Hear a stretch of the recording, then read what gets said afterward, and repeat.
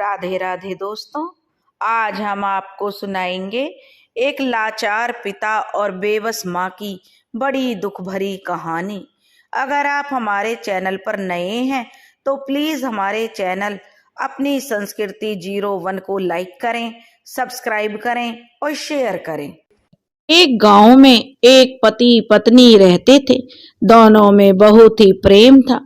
पत्नी का नाम शांति और पति का नाम रघु था। दोनों में बहुत ही प्रेम था। दोनों ना तो ज्यादा अमीर थे और ना ज्यादा गरीब, और अपनी जिंदगी में बहुत खुश थे। रघु और शांति की कोई संतान नहीं थी। उनके पास हर खुशी होने के बावजूद भी एक खुशी की कमी रह गई थी। रघु एक वन में अभयारण्य के अंदर गाइड की नौकरी करता था, जहां वो अलग अलग जगह से आए हुए लोगों को अभयारण्य की सैर कराता था। अक्सर वह जो रघु अपने काम पर चला जाता था और शांति घर में अकेली रहती थी। वह घर के अकेलेपन को देखकर हमेशा अच्छा महसूस नहीं करती थी। उसे अकेलापन अच्छा नहीं लगता था। उसने अपने अकेलेपन को दूर करने के लिए अलग अलग अपने पसंद के कार्य करने शुरू कर दिए, लेकिन उससे भी उसका मन बिल्कुल नहीं लगता था। रघु जब शांति का यह अकेलापन महसूस करता तो तब वह उसका अकेलापन दूर करने के लिए हफ्ते में एक बार उसे अपने साथ जो घुमाने के लिए ले जाया करता था अभयारण्य में। लेकिन शांति का इससे कुछ हद तक मन संतुष्ट हो जाता था, लेकिन संतान नहीं होने के कारण शांति का मन हमेशा दुखी रहता। कैसे रहता भी कैसे नहीं, अगर घर में कोई बच्चा ना हो तो किसका मन नहीं करता उसे खिलाने के लिए, किसका मन नहीं करता अपने बच्चे को दुलारने के लिए, और संतान ना होने के कारण उसका दुखी रहना भी जायज था। आखिरकार वो कहते हैं ना, भगवान के घर देर है अंधेर नहीं। कुछ सालों बाद शांति ने एक प्यारे से बेटे को जन्म दिया। उस बच्चे के चेहरे पर जितनी मुस्कान थी उससे कहीं ज्यादा शीला और रघु के चेहरे पर खुशी छाई हुई थी। उनकी खुशी का ठिकाना नहीं था। उस घर में जहां पहले शांति और रघु के होने के बावजूद भी एक सन्नाटा सा छाया रहता था, उसने अब उस बच्चे की किलकारी का रूप ले लिया था। उस बच्चे की आवाज थी ही ऐसी कि शांति उसे कभी अपने से अलग नहीं करती थी। वह सारे दिन जब रघु घर पर नहीं होता था तो उसे खिलाती रहती थी, और शाम को जब रघु आता तो वह भी उस बच्चे को खिलाने लग जाता था। शांति और रघु ने अपने बच्चे का नाम श्रवण रखा था। जो श्रवण कुमार अपने माता पिता को 2 टोकरियों में बिठाकर सारे तीर्थों के दर्शन करवाता है। शांति और रघु के प्यार का ही असर था कि श्रवण हंसते हंसते आज 6 साल का हो गया था। रघु और शांति से श्रवण को स्कूल जाने की बात कह रहा था, क्योंकि श्रवण इतना समझदार हो गया था कि वह अपने आप ही लिख और पढ़ लेता था।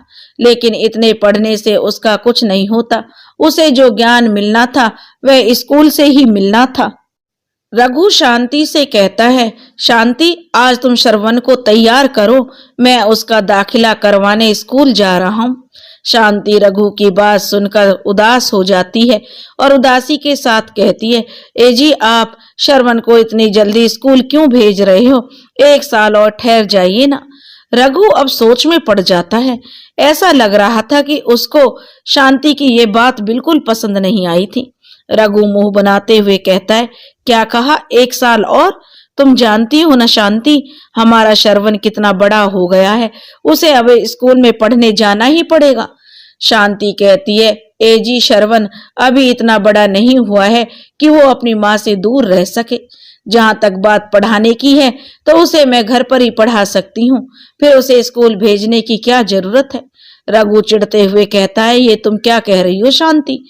मुझे भी पता है तुम इसे घर में पढ़ा सकती हो, लेकिन जब यह बाहर निकलेगा नहीं तो कुछ सीखेगा कैसे और अपने सपनों को कैसे साकार करेगा? अगर ये स्कूल जाएगा तो बहुत कुछ सीखेगा जो यह घर पर नहीं सीख सकता।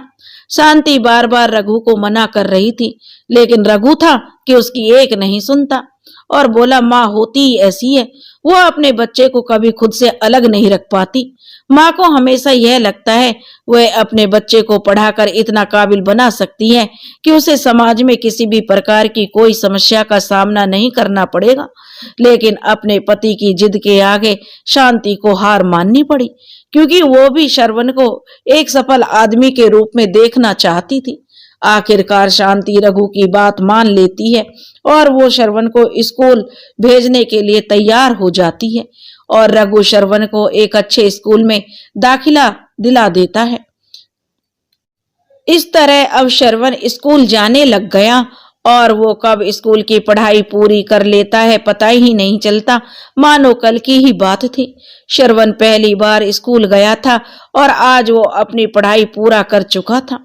श्रवण पढ़ाई स्कूल की पूरी करने के साथ साथ अब 19 साल का युवा लड़का बन गया था। वो अब आगे की पढ़ाई के लिए बड़ी यूनिवर्सिटी जाने का ख्याल करता है, क्योंकि उसे उसके सहपाठियों ने यह कह दिया था कि बड़ी यूनिवर्सिटी में पढ़ाई अच्छी तरह से हो जाती है और नौकरी मिलने की संभावना ज्यादा होती है। इसलिए श्रवण अपनी माँ और पिता से अपनी आगे की पढ़ाई करने के लिए बड़ी यूनिवर्सिटी में जाने की जिद करता है। श्रवण अपनी माँ से कहता है, माँ मुझे आपसे एक जरूरी बात कहनी है। शांति कहती है, जरूरी बात कहनी है, क्या बात है बेटा? श्रवण कहता, वो माँ मुझे ना डॉक्टर बनने के लिए आगे की पढ़ाई करनी है। तो शांति बीच में ही बोल पड़ती है, वाह मेरे बेटे को डॉक्टर बनना है, ये तो बहुत अच्छी बात है। तो बेटा कर लेना पढ़ाई, हमने कहाँ रोका है तुम्हें, हम तो चाहते हैं कि तुम एक दिन बहुत बड़े डॉक्टर बनो।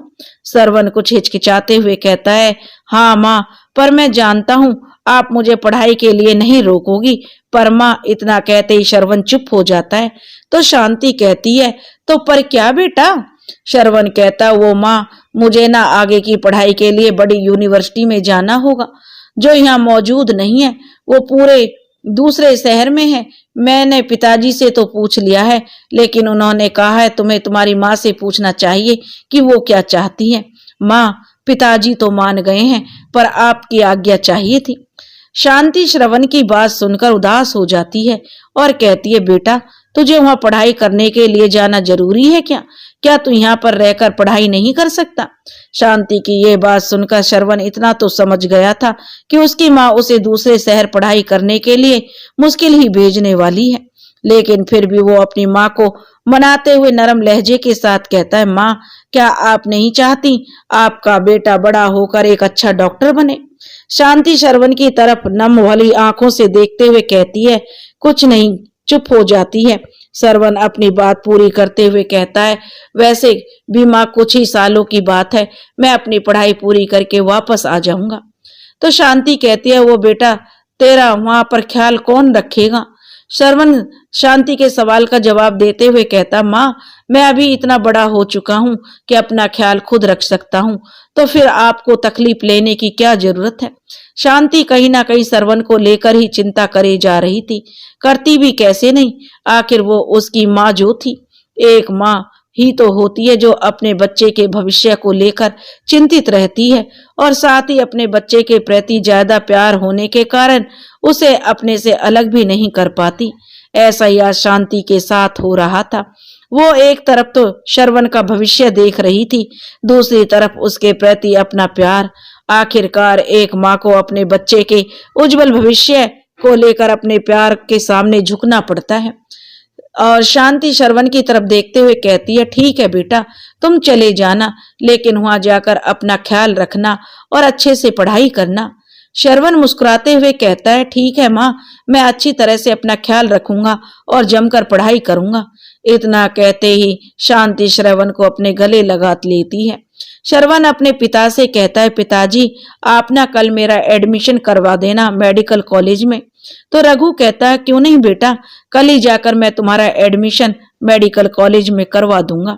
और 2 दिन बाद श्रवण अपने कमरे में अपने बैग में अपने कपड़े और जरूरत का सामान जो पैक कर रहा था और अपनी किताबों के साथ अपने सफर में काम आने वाली चीजें भी साथ में ले लेता है। तभी कमरे में उसकी माँ आ जाती है और श्रवण को कहती है, बेटा अपनी जरूरत का सामान ले लिया तुमने? श्रवण कहता है, हाँ माँ, मैंने अपनी जरूरत का सामान ले लिया। वैसे माँ पिताजी कहाँ हैं? दिखे नहीं है सुबह से। शांति कहती है, दिखेंगे कैसे बेटा, वो तुम्हारी ट्रेन की टिकट बुक करवाने के लिए गए हैं, आते ही होंगे। शांति और श्रवण बात ही कर रहे थे, तभी कमरे में रघु आ जाता है और आते ही कहता है, तो तैयारी हो गई यहाँ से जाने की? श्रवण कहता है, हाँ पिताजी हो गई। रघु अपने हाथ आगे करते हुए कहता है, ये लो बेटा तुम्हारी ट्रेन की टिकट, आज दोपहर की ट्रेन है शहर जाने की, तुम तैयार रहना। श्रवण कहता है, ठीक है पिताजी, अब मुझे आप दोनों आशीर्वाद दीजिए कि मैं डॉक्टर बनकर ही वापस आऊं। इतना कहते श्रवण अपने माता पिता के चरण छूता है तो रघु और शांति कहते हैं, बेटा भगवान तुम्हारी लंबी उम्र करे, तुम हर विषय में पास हो और भविष्य में तुम्हारी सब इच्छाएं पूरी हो, आयुष्मान भव बेटा। और हम भी चाहते हैं बेटा कि तुम भी एक सफल डॉक्टर बनकर वापस आओ। इतना कहकर श्रवण अपने माता पिता से जो विदा लेता है और स्टेशन पहुंचकर ट्रेन में बैठ जाता है। कुछ ही मिनटों में ट्रेन शहर की ओर रवाना हो जाती है और वह पढ़ाई करने के लिए श्रवण बड़ी यूनिवर्सिटी चला जाता है। श्रवण ट्रेन में बैठकर दूसरे शहर चला गया। ट्रेन स्टेशन पर आकर रुकती है। श्रवण ट्रेन में बैठा बैठा खुद ही कहता है, चलो आखिर आ ही गया स्टेशन, अब मुझे जल्द से जल्द इस ट्रेन से उतरकर स्टेशन पर जाना होगा, नहीं तो ये ट्रेन फिर से चल पड़ेगी। इतना कहते श्रवण अपने सामान को अपने हाथ में पकड़ता है और ट्रेन से बाहर निकलने लग जाता है। जैसे ही वह ट्रेन से नीचे उतरता है तो उसके सामने एक 60 वर्षीय बुजुर्ग आदमी आकर खड़ा हो जाता है और उस आदमी ने कुली के कपड़े पहन रखे थे, जिससे पता चलता है कि वो स्टेशन पर कुली का काम करता है। वो आदमी श्रवण की तरफ देखते हुए कहता है, लाइए बाबूजी, आपका सामान मुझे दे दीजिए, मैं आपके सामान को आगे तक ले चलता हूँ। श्रवण मना करता हुआ कहता है, नहीं नहीं, रहने दीजिए, इस उम्र में आपको ये भारी सामान जो उठाना शोभा नहीं देता, मैं इसे अपने आप उठा लूंगा। वो आदमी कहता है, बेटा आज पहली बार थोड़ी उठा रहा हूँ, सामान ही है, मुझे तो 15 साल हो गए हैं लोगों का सामान उठाते उठाते, यह मेरे लिए कोई नई बात नहीं है, लाइए मुझे सामान दीजिए। श्रवण उस आदमी को बार बार सामान न उठाने के लिए कहता है, लेकिन फिर भी श्रवण की एक नहीं मानता हुआ और आखिरकार श्रवण भी उसकी बात मान लेता है। श्रवण कहता है, ठीक है चलिए, एक काम कीजिए, आप ये छोटा वाला बैग उठा लीजिए और बड़ा वाला मैं उठा लेता हूँ। वो आदमी कहता है, बाबूजी आप क्यों तकलीफ करते हो, मैं उठा लूंगा ये दोनों बैग। श्रवण कहता है, मैंने कहा ना, आप एक बैग उठा लीजिए। और वो आदमी कहता है, पर बाबूजी, पर वर कुछ नहीं। श्रवण कहता है, मैंने आपकी एक बात मानी थी, अब आपको भी मेरी एक बात माननी होगी। इतना कहते ही वह आदमी श्रवण के जो सामान का छोटा बैग होता है उसे उठाता है और अपने सिर पर रख लेता है। श्रवण भी दूसरा बैग अपने कंधों पर रख लेता है और दोनों स्टेशन से बाहर निकलने लग जाते हैं।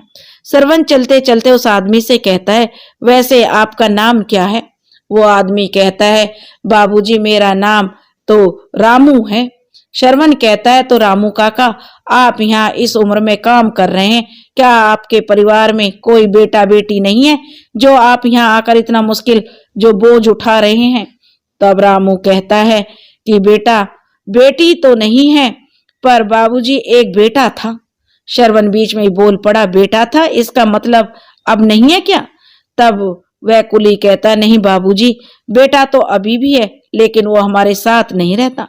श्रवण हैरानी के साथ रामू काका की ओर देखते हुए कहता है, क्या कहा, बेटा साथ नहीं रहता, पर क्यों? रामू कहता है, उसने हमें घर से बाहर निकाल दिया बेटा। तब श्रवण कहता है, लेकिन काका, उसने आपको घर से बाहर क्यों निकाल दिया? तब रामू काका कहता है, बाबूजी इसलिए कि मैं और मेरी बीवी उसे अब बोझ लगने लगे थे।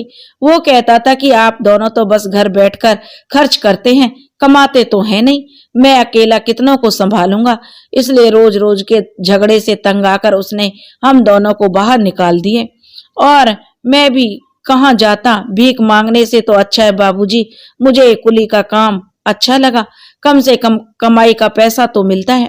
श्रवण कुछ गुस्से के साथ कहता है, पता नहीं ये आजकल के बच्चों को क्या हो गया है, जब थोड़े बड़े हो जाते हैं तो माँ बाप बोझ लगने लगते हैं, अभी इन्हें कौन समझाए। श्रवण और रामू काका बात करते करते स्टेशन से बाहर निकल आते हैं। रामू एक ऑटो में श्रवण का सामान रखने लग जाता है। श्रवण रामू से कहता है, काका सुनिए। तो रामू कहता, हाँ बोलिए बाबूजी। श्रवण अपनी जेब से 500 का नोट निकालते हुए कहता है, ये लीजिए काका, आपकी कमाई। तो रामू काका कहते हैं, बाबू आपके सामान लाने के 50 रुपए हुए ना कि 500। लगता है आप बातों बातों में भूल गए, आपको 50 का नोट देना था, ना कि 500 का। श्रवण कहता है, काका मैं कुछ नहीं भूला हूँ, ये पैसे आपके ही हैं, आप इसे रखिए। इस वक्त मुझे नहीं, आपको पैसे की ज्यादा जरूरत है, रख लीजिए काका। रामू श्रवण को बार बार मना करता रहा, लेकिन श्रवण नहीं माना।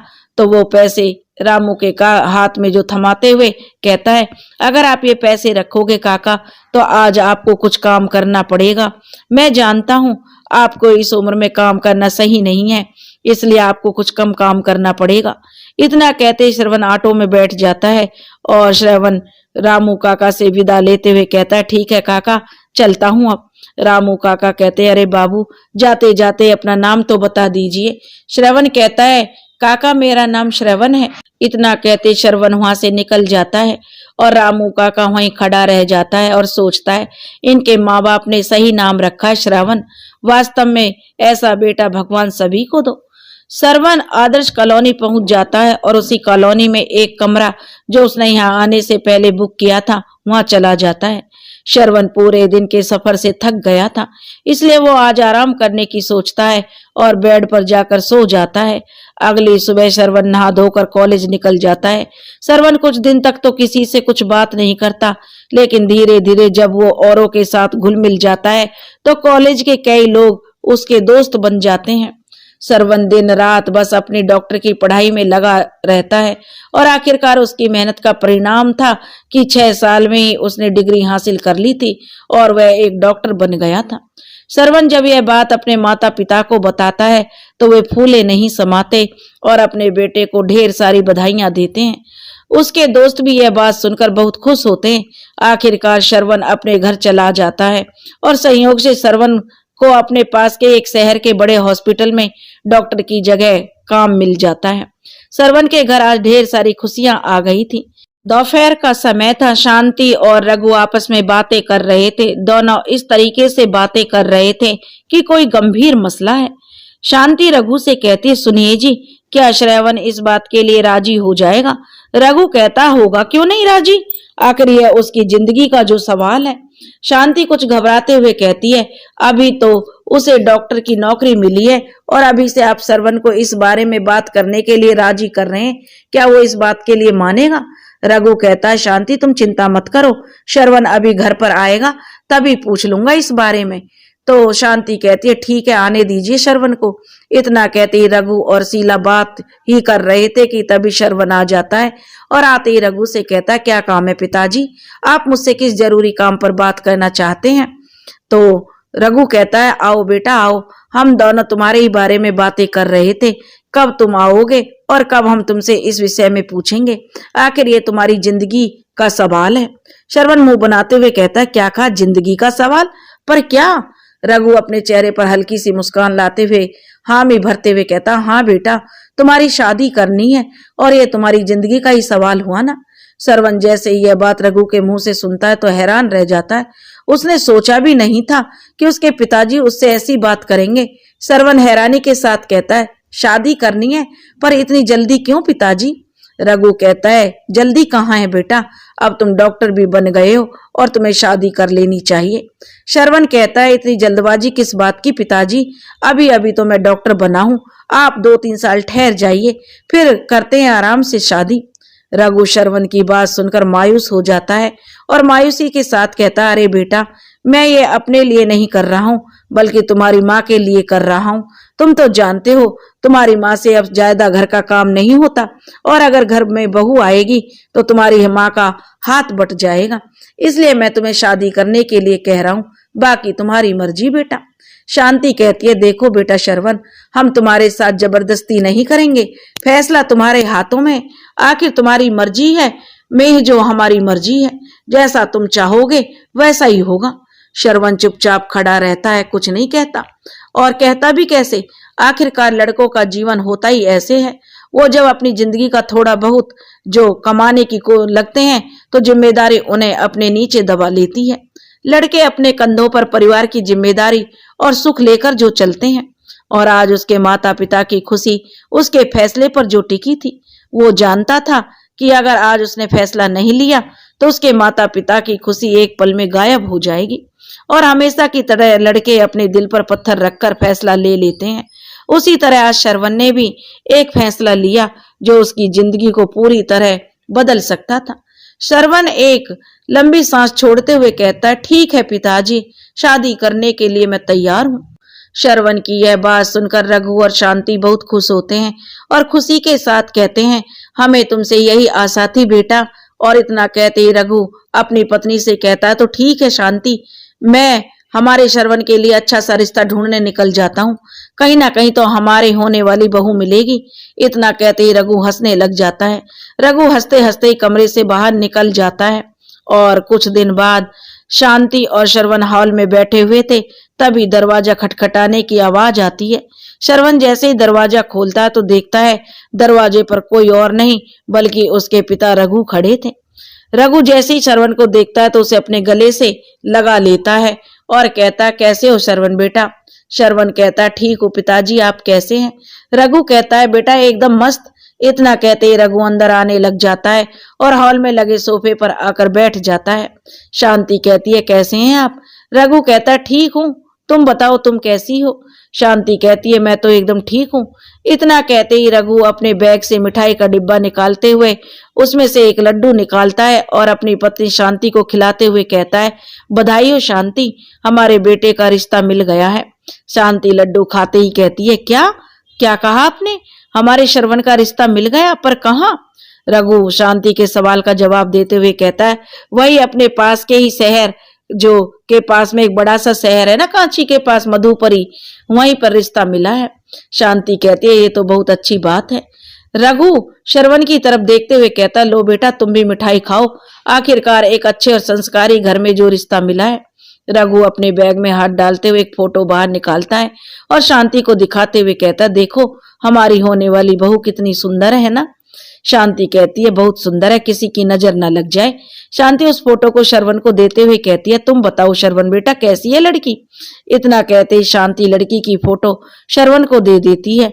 श्रवण उस फोटो को देखते ही जो मोहित हो जाता है और उसकी उस फोटो पर से नजर ही नहीं हटती है। शांति बार बार श्रवण से कहती है कि बताओ बेटा कैसी है, लेकिन श्रवण को कुछ जवाब नहीं सूझ रहा था, वो तो बस फोटो को ही देखते रहता है। आखिर में शांति खड़ी होकर श्रवण के पास आती है और कहती है, अब इस फोटो को ही देखते रहेगा या बताओगे भी कैसी है? श्रवण हड़बड़ाहट में ही कहता है, माँ बहुत अच्छी है। शांति कहते, तो रिश्ता पक्का समझे? श्रवण हाँ में सिर हिलाते हुए कहता है, हाँ माँ, रिश्ता पक्का कर दीजिए। इतना कहते ही शांति और रघु जो कहते हैं, तो आप लड़की वालों को फोन कर दीजिए। शांति कहती है रघु से, और हमें रिश्ता मंजूर है। रघु कहता है, मैं रिश्ता पक्का करके ही आया हूँ, मुझे पता है मेरे बेटे की एक ही पसंद है। इतने ही कहते ही रघु हंसने लगता है। श्रवण कहता है, पिताजी इस लड़की का नाम क्या है? तो रघु कहता है, इसका नाम नीलू है। कुछ दिनों बाद श्रवण और नीलू की शादी हो जाती है। रघु अपने इकलौते बेटे की शादी बड़ी धूमधाम से करता है। आखिरकार शादी संपन्न हो जाती है और लोग कहते हैं कि शादी के कुछ महीने तक तो ठीक चलने लगता है, लेकिन उसके बाद दिक्कतें आनी शुरू हो जाती हैं। ऐसी ही दिक्कतें अब श्रवण के परिवार में भी आनी शुरू हो गई थी। एक दिन श्रवण अपने काम से बाहर गया था, तभी रघु की तबीयत अचानक खराब हो गई। उसके मुंह से खून की उल्टियां होने लगी। शांति जब रघु की ऐसी हालत देखती है तो घबरा जाती है और घबराते हुए कहती है, हे भगवान, ये क्या हो रहा है आपको? और आप मेरे साथ हॉस्पिटल चलिए, आपका इलाज करवाना है। इतना कहते ही शांति रघु को एम्बुलेंस में बिठाकर पास के अस्पताल में ले जाती है। जब वो एम्बुलेंस से हॉस्पिटल जा रही थी तो शांति श्रवण को फोन करके हॉस्पिटल ही बुला लेती है। रघु को हॉस्पिटल पहुंचते ही इमरजेंसी वार्ड में ले जाया जाता है। रघु को लाए हुए 1 घंटा ही हुआ था कि तभी हॉस्पिटल में श्रवण पहुंच जाता है। श्रवण हड़बड़ाहट में अपनी माँ से कहता, माँ क्या हो गया पिताजी को? शांति भी ना में सिर हिलाते हुए कहती है, बेटा पता नहीं मैं तेरे पिता को क्या हो गया है, वो अचानक से खून की उल्टियां करने लगे, इसलिए मैं घबरा गई थी। मैं नहीं चाहती कि इनकी तबीयत और बिगड़े, इसलिए मैं पहले हॉस्पिटल लेकर आ गई। रघु को जिस हॉस्पिटल में भर्ती कराया गया था उसी हॉस्पिटल में श्रवण डॉक्टर की नौकरी करता था। इसलिए आते ही सबसे पहले वो इमरजेंसी वार्ड में जाता है जहां उसके पिता को लाया गया था। श्रवण को इमरजेंसी वार्ड में गए हुए 1 घंटा हो गया था। 1 घंटे बाद जब वो बाहर आता है तो उसकी माँ आते ही श्रवण से पूछती है, क्या हुआ बेटा तेरे पिताजी को, अब वो कैसे हैं? तो श्रवण उदासी के साथ कहता है, माँ पिताजी अभी ठीक हैं, आराम कर रहे हैं। शांति कहती है, पर क्या बेटा? तो श्रवण कहता है, माँ पिताजी को कैंसर की बीमारी है, इसलिए आज उन्हें खून की उल्टियां आई थी। शांति हैरानी के साथ कहती है, क्या कहा, कैंसर की बीमारी है? लेकिन उन्हें ये बीमारी कब हुई? श्रवण कहता, माँ वो तो पिताजी को ही पता है कि उन्हें ये बीमारी कब हुई, लेकिन ये उनकी आखिरी स्टेज है, इसके बाद तो शायद ही वो बच पाएंगे। शांति रोते हुए कहती है, नहीं नहीं ऐसा मत कह बेटा, ऐसा नहीं हो सकता, ये सब झूठ है, कह दे बेटा। श्रवण नरम लहजे के साथ कहता, माँ ये झूठ नहीं है, पिताजी को कोई छोटी मोटी बीमारी नहीं है, उन्हें कैंसर है। ये वो बीमारी है जिससे शायद ही आज तक कोई बच पाया हो। दुनिया में 2-3% लोग ही ऐसे हैं जो इस बीमारी से बच जाते हैं, बाकी सब इससे लड़ते लड़ते मर जाते हैं। शांति जब यह बात सुनती है तो उसे श्रवण की बात पर एक पल के लिए भी भरोसा नहीं होता, लेकिन आखिरकार उसे मानना ही पड़ता है कि रघु जिस बीमारी से जूझ रहा है वो कोई साधारण बीमारी नहीं है, बल्कि वो दुनिया की सबसे खतरनाक बीमारी है। आखिरकार उसे भी श्रवण की बात कहीं ना कहीं सच लगने लगती है, इसलिए वो कुछ नहीं कहती है, बस रोती रहती है। श्रवण अपनी माँ को कहता है, माँ पिताजी को अब कुछ दिन यहीं पर भर्ती रखना पड़ेगा, आप उन्हें यह मत बताना कि उन्हें कैंसर है, नहीं तो इसके बारे में सोच सोच कर वो ज्यादा टेंशन लेंगे, इसलिए आप उनसे कुछ मत बताइएगा माँ। और शांति कहती है, कुछ नहीं कहती है, बस हाँ में सिर हिला देती है। श्रवण कहता, आप चिंता मत कीजिए माँ, मैं पिताजी को जरूर ठीक कर दूंगा, बस आप मुझ पर विश्वास रखना। रघु को अब आईसीयू में आराम करने के लिए लाया जाता है। शांति जब उसके पास जाती है तो उसके आंसू उसकी आंखों में से थमने का नाम नहीं लेते। वो बस रघु की ऐसी हालत देखकर रोई जा रही थी। रोती भी कैसे नहीं, आखिर वो उसकी पत्नी जो थी। एक पति पत्नी हमेशा दूसरे के सुख दुख के साथ निभाने वाले होते हैं, एक दूसरे के दुख सुख के भागीदार होते हैं, लेकिन आज उसका ये साथी कमजोर पड़ रहा था, जिसके कारण उसका दुख कम होने के बजाय बढ़ते ही जा रहा था।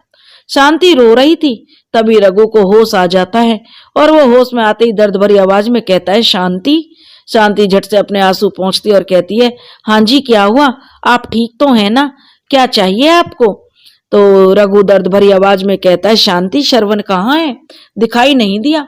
तो शांति कहती है, वो अभी यहाँ से गया है आपकी दवाई लेने को, वो कह रहा था कि दूसरे शहर जा रहा हूँ माँ दवाई लेने, पिताजी की दवाइयां लाने मुझे दूसरे शहर जाना पड़ेगा, इसलिए आप जब तक मैं नहीं आ जाता तब तक पिताजी का ध्यान रखना। रघु कहता, अच्छा दूसरे शहर गया है श्रवण, चलो कोई बात नहीं, आ जाएगा तब बात कर लूंगा उससे। तो शांति रघु को कहती है, आप आराम कीजिए, जब आपको छुट्टी मिल जाएगी तब आराम से बात करते रहना, श्रवण क्या कहीं भागा जा रहा है। और धीरे धीरे 5 दिन बीत जाते हैं। 5 दिन बाद रघु को हॉस्पिटल से छुट्टी मिल जाती है। श्रवण उसे अपने साथ घर ले आता है।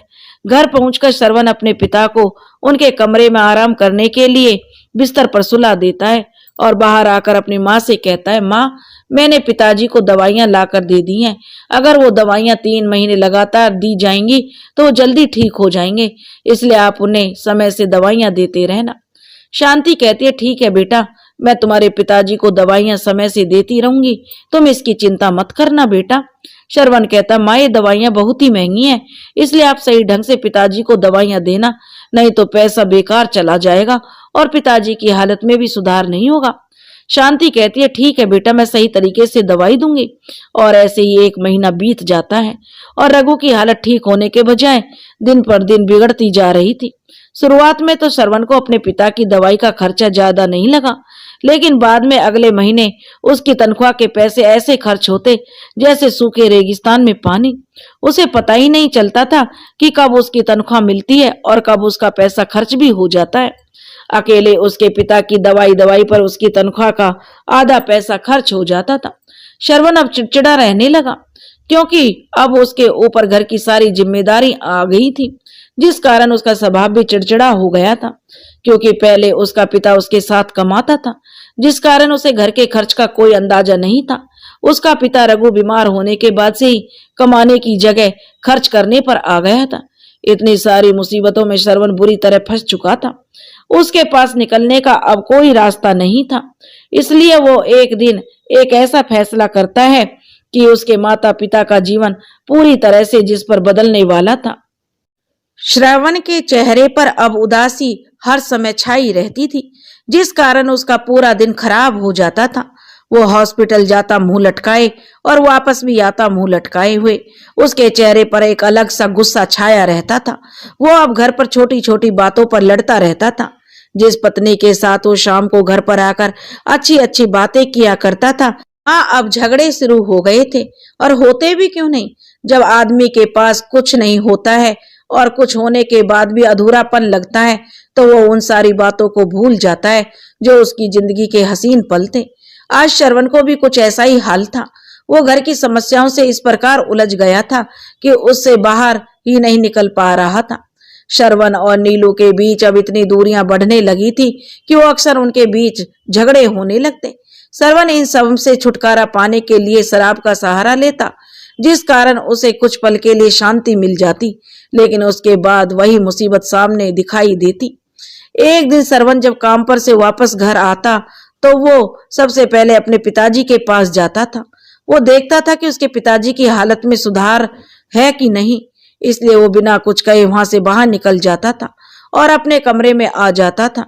जब वो अपने कमरे में आता तो देखता कि कमरे में नीलू बेड पर बैठी प्लास्टिक के फूलों की माला तैयार कर रही थी। नीलू जैसे ही श्रवण को अंदर आते हुए देखती है तो कहती है, आ गए आप? तो श्रवण कहता, हाँ आ गया। नीलू मुंह बनाते हुए कहती है, कैसा रहा आज का दिन, या रोजाना की तरह टेंशन में निकाल दिया आपने? श्रवण कुछ उखड़े हुए लहजे में कहता, हाँ टेंशन में ही निकला, और वैसे भी तुम्हें पूछकर क्या करना है, क्या तुम मेरी टेंशन खत्म कर दोगी? नीलू गुस्से के साथ कहती है, मैं आपकी पत्नी हूं तो क्या मैं ये भी नहीं पूछ सकती कि आपका दिन कैसे गया? और जहां तक बात टेंशन की खत्म करने की है, तो एक पत्नी हमेशा अपने पति को सही राय देती है और मैं भी आपकी पत्नी होने के नाते सही राय दूंगी। श्रवण कहता है, अच्छा तो तुम मुझे सही राय दोगी तो बताओ फिर घर के खर्चा कैसे मैनेज करूं मैं? नीलू कहती है, देखिए आपकी और मेरी इस बात पर बहुत बहस हो चुकी है और मैं बार बार आपको एक ही बात कहती आई हूँ और आज भी कह देती हूँ, आप अपने पिताजी की दवाइयों का खर्चा कम कर दीजिए, फिर देखिए अपने आप सही हो जाएगा। श्रवण गुस्से के साथ कहता, तुम पागल तो नहीं हो गई हो नीलू? तुम्हें जरा भी अंदाजा है क्या, अगर पिताजी की दवाइयां बंद कर दी तो उनकी हालत और ज्यादा खराब हो जाएगी। तुम ऐसा सोच भी कैसे सकती हो नीलू? नीलू भी गुस्से के साथ कहती है, मैं इसलिए कह रही हूँ कि मुझे घर के हालात साफ साफ नजर आ रहे हैं और आपको भी इसी में फायदा है आपका। आप भी घर के हालातों को नजरअंदाज ना करें, जल्द से जल्द कोई फैसला लें। श्रवण नीलम की यह बात सुनकर ज्यादा गुस्सा हो जाता है और गुस्से गुस्से में कहता, नीलू तुम मुझे मत सिखाओ कि मुझे क्या करना है और क्या नहीं करना, बस अपने काम से काम रखो, समझी? नीलू चिढ़ते हुए कहती है, क्या कहा आपने? मैं आपको कुछ सिखा रही हूँ?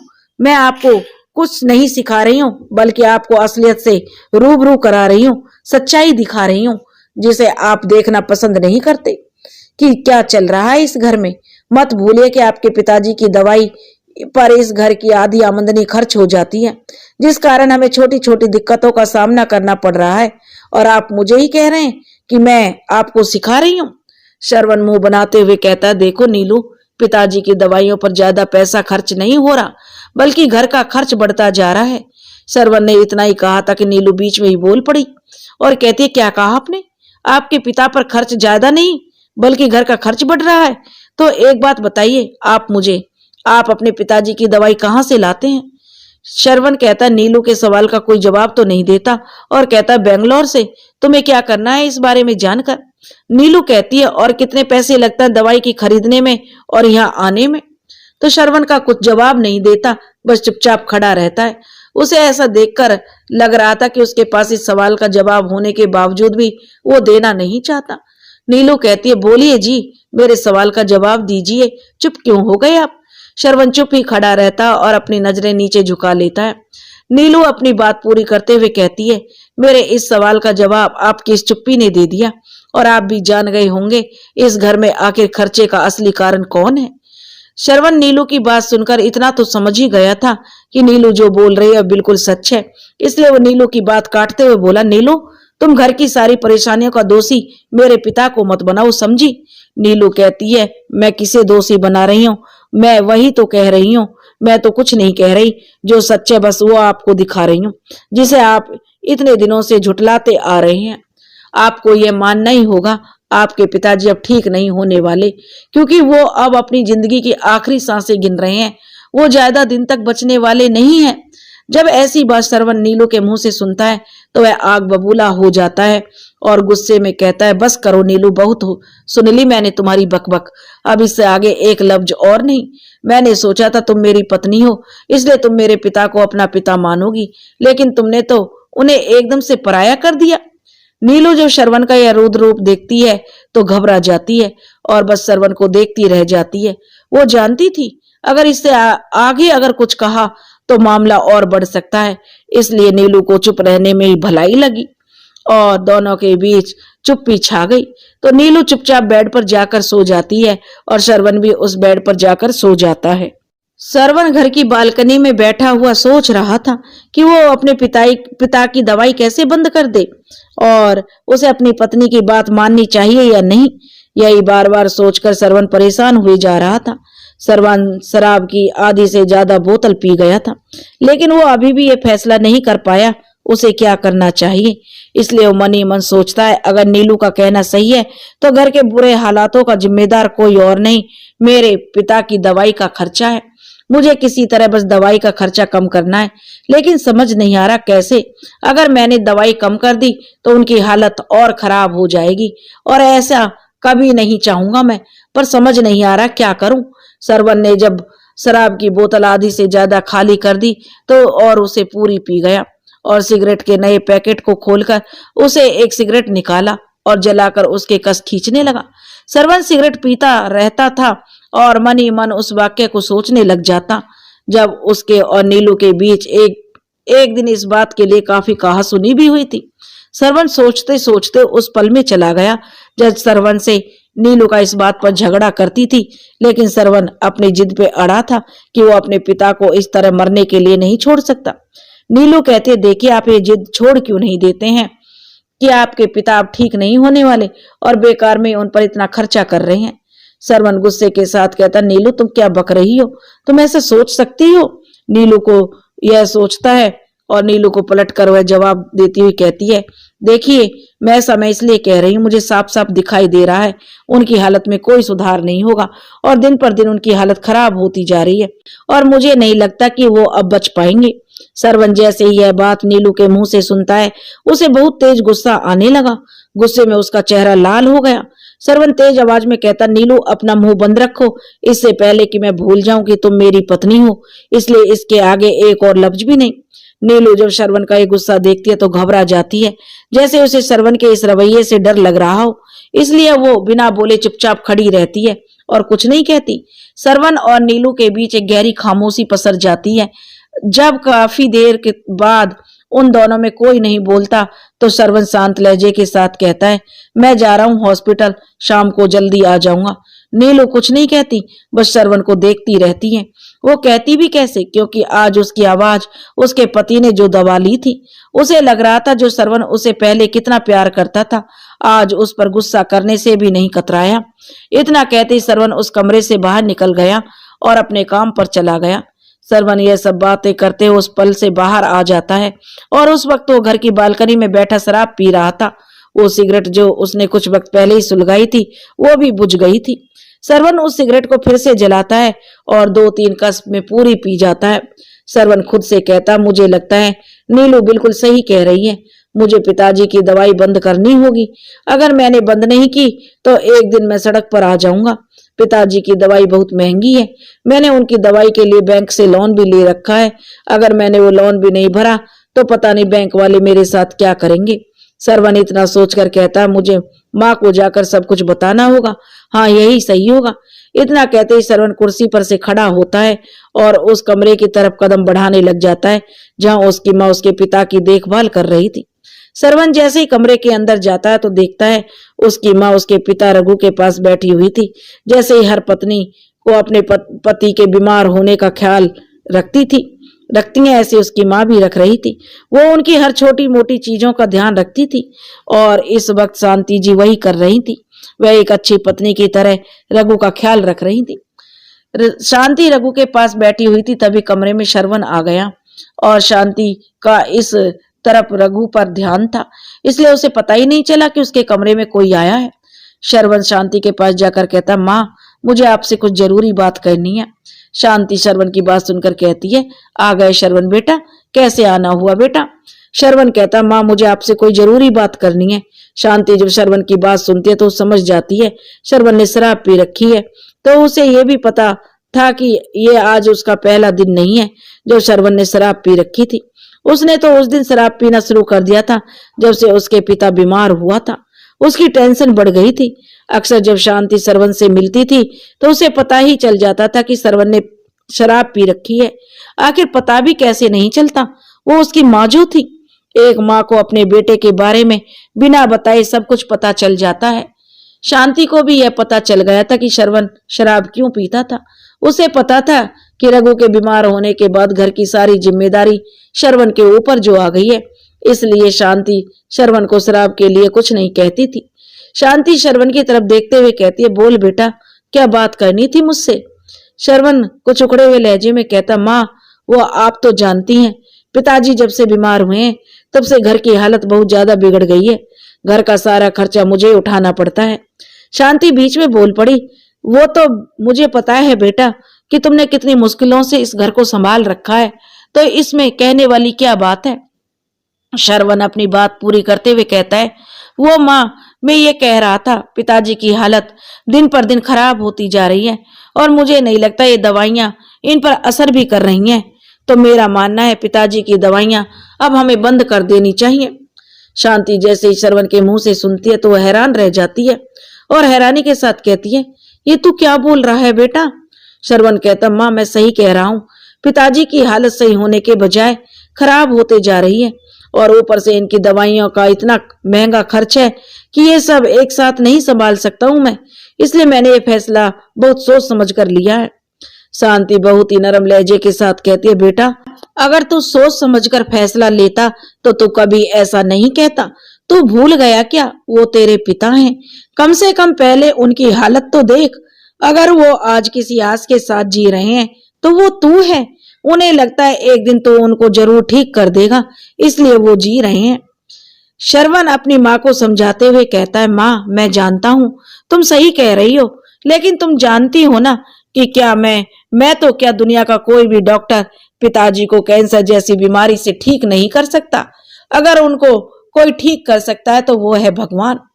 शांति देवी बहुत मायूस हो जाती हैं और मायूसी के साथ कहती हैं, हाँ बेटा तेरा कहना सही है, लेकिन भगवान भी उन्हीं की मदद करता है जो अपनों की मदद करते हैं। लेकिन तू अपनों से मुंह मोड़ रहा है। देख आज तू भी अपने पिता से मुंह मोड़ रहा है, इसलिए भगवान उनकी मदद नहीं करते जो अपनों से मुंह मोड़ लेते हैं। शरवण अपनी माँ की बात सुनकर इतना तो समझ गया था कि उसकी माँ इस फैसले के खिलाफ है, वो इस बात के लिए कभी भी राजी नहीं होगी। लेकिन शरवण फिर एक बार नरम लहजे के साथ अपनी माँ को मनाते हुए कहता, माँ मैं जानता हूँ कि तुम सही कह रही हो, लेकिन मैं पिताजी को छोड़ने के लिए नहीं बोल रहा हूँ, बल्कि मैं ये कह रहा हूँ पिताजी का अब आखिरी वक्त आ गया है और वो अब ज्यादा दिन जीने वाले नहीं है। आप तो देख ही रही हैं, जिस दिन से पिताजी बीमार हुए हैं तभी से उनकी हालत ठीक होने के बजाय बिगड़ती जा रही है। मैं ये चाहता हूँ कि हमें अब उनकी दवाइयों पर और ज्यादा खर्च नहीं करना चाहिए, बल्कि हमें पिताजी को उनके हाल पर छोड़ देना चाहिए। शांति देवी अपने बेटे की बातें सुनती है तो उनकी आंखों में आंसू आ जाते हैं। वो रोते हुए कहती हैं, बेटा मैंने आज तक तुमसे कुछ नहीं मांगा, लेकिन आज मांग रही हूँ बेटा, तू तेरे पिता को इस तरह मरने की हालत में मत छोड़, नहीं तो वो क्या सोचेंगे। शरवण को उखड़े हुए लहजे में कहता है, माँ पिताजी को जो भी सोचना सोचने दीजिए, लेकिन मैं अब उनको और दवाइयां नहीं दिला सकता। मैं थक गया हूँ माँ इन खर्चों को पूरा करते करते। मैंने इनकी दवाई के खर्चे को पूरा करने के लिए बैंक से लोन तक ले लिया है, लेकिन इनकी हालत में सुधार ही नहीं हो रहा, तो मैं क्या करूं माँ। लेकिन बस अब बहुत हो गया, मुझे जितना करना था मैं पहले ही कर चुका हूँ। शांति देवी श्रवण को एकटक देखने लग जाती हैं और गुस्से के साथ कहती है, बेटा तू बहुत बड़ा डॉक्टर है ना, तो तू तो बड़ी बड़ी बीमारियों को ठीक कर देता है, तो क्या तेरे पिताजी की बीमारी को ठीक नहीं कर सकता तू? श्रवण को अपनी माँ की जिद देखकर गुस्सा आने लगा और वो गुस्से में पलटकर जवाब देता है, हाँ माँ, मैं ठीक कर सकता हूँ उन बीमारियों को, क्योंकि उनका इलाज है, लेकिन मैं इनकी इस बीमारी को ठीक नहीं कर सकता। मैं तो क्या, कोई भी डॉक्टर इन्हें ठीक नहीं कर सकता। शांति श्रवण पर जो भिन्नाते हुए कहती है, तो तू कहना क्या चाहता है, साफ साफ कहना। श्रवण कहता है, यही कि मैं अब पिताजी की दवाइयां बंद कर रहा हूं, अब मैं उनका और खर्चा नहीं उठा सकता हूं। शांति जब श्रवण की यह बात सुनती है तो उसकी आंखें जो थोड़ी देर पहले ही नम थी उनमें और ज्यादा आंसू बहने लग जाते हैं। उन आंखों से बड़ी बड़ी आंसुओं की बूंदें उनकी आंखों से झलक कर नीचे गिर पड़ती हैं। शांति रोते हुए नरम लहजे में कहती है, तू ऐसा मत कर बेटा, वो तेरे पिता हैं, तू उन्हें इस हालत में मत छोड़, नहीं तो वो मर जाएंगे। इतना कहते शांति रोते हुए जमीन पर बैठ जाती है और आंसू बहाने लगती है। श्रवण भी कड़वाहट भरे लहजे में कहता है, मर जाते हैं तो मरने दो ना माँ, वैसे भी ये बचने वाले नहीं है, इनकी उम्र जो हो गई है और जिनकी उम्र हो जाती है वो जीते नहीं बल्कि मरते हैं। शांति जब यह बात श्रवण के मुंह से सुनती है तो हैरान रह जाती है। उसे विश्वास नहीं हो रहा था कि उसके सामने उसका बेटा श्रवण खड़ा था। वो श्रवण जो बचपन से ही कहता था कि माँ से बड़ा होकर एक दिन मैं बड़ा डॉक्टर बनूंगा और आपको और पिताजी को कोई तकलीफ नहीं आने दूंगा। माँ, पिताजी, आपकी हर बीमारी का इलाज मैं करूंगा, आपको कभी बीमार नहीं होने दूंगा। वो श्रवण आज अपने पिता के बारे में ऐसा कह रहा था। यह सुनकर जो शांति फूट फूट कर रोने लगती है, उसकी आंखों में आंसुओं का सैलाब आ गया था। श्रवण अपनी बात जारी रखते हुए कहता है, माँ, पिताजी अब बचने वाले नहीं हैं, आप भी ये जिद छोड़ दीजिए कि ये कभी ठीक होंगे। इतना कहते ही श्रवण बिना कुछ बोले ही कमरे से बाहर निकल जाता है और अपने कमरे में चला जाता है। शांति वहीं पर बैठी रोती रहती है। वो श्रवण की कही गई बातों को याद करती रहती है, जिससे उसके आंसू थमने का नाम नहीं ले रहे थे। लेते भी कैसे? जिसे आप खुद से ज्यादा प्यार करते हो वो आपका दिल दुखा जाए तो किसकी आंखों में आंसू नहीं निकलते। और आज शांति जिस बेटे को हद से ज्यादा प्यार करती थी उसने उसका दिल दुखाया था। वो करती भी क्या, वो भगवान तो थी नहीं कि एक पल में सब कुछ ठीक कर दे, लेकिन वो बस श्रवण की बातों को याद करके रो सकती थी। शांति रो रही थी तभी रघु की दर्द भरी आवाज आई, शांति। जैसे ही यह बात शांति सुनती है वो घबरा जाती है और घबराते हुए अपने आंसू पहुंचती है और वहां से खड़ी होकर रघु के पास आकर बैठ जाती है और हड़बड़ाहट के साथ कहती है, क्या हुआ जी, आपको कुछ चाहिए क्या? रघु दर्द भरी आवाज में कहता है, शांति तुम रो रही हो? तो शांति हिचकिचाते हुए कहती है, मैं कहाँ रो रही थी, आपको वहम हुआ होगा। रघु मायूस होकर कहता है, अच्छा तो श्रवण किस लिए आया था? तो शांति रघु से नजर फेरते हुए कहती है, वो श्रवण क्या, वो आपकी तबीयत देखने आया था, वो देख रहा था कि आपकी तबीयत कैसी है। रघु दर्द भरी आवाज में कहता, तबीयत देखने आया था या दवाइयां बंद करवाने? शांति जब यह बात रघु के मुंह से सुनती है तो उसे पता चल जाता है रघु उसके और श्रवण के बीच की हुई सब बातों को सुन रहा था। उसे सब बातें पता चल गई, लेकिन फिर भी वो बात को घुमाते हुए कहती है, श्रवण नशे में था जी, इसलिए वो ऐसा बोल रहा था, आप उसकी बात पर भरोसा मत कीजिए, वो ऐसा कुछ नहीं करेगा। रघु शांति को एकटक देखते हुए कहता है शांत लहजे में, बिल्कुल, तुम्हें पता है शांति, इस दुनिया में कोई भी आदमी झूठ बोल सकता है, लेकिन नशा एक ऐसी चीज है जो उस सच को बाहर निकाल देता है।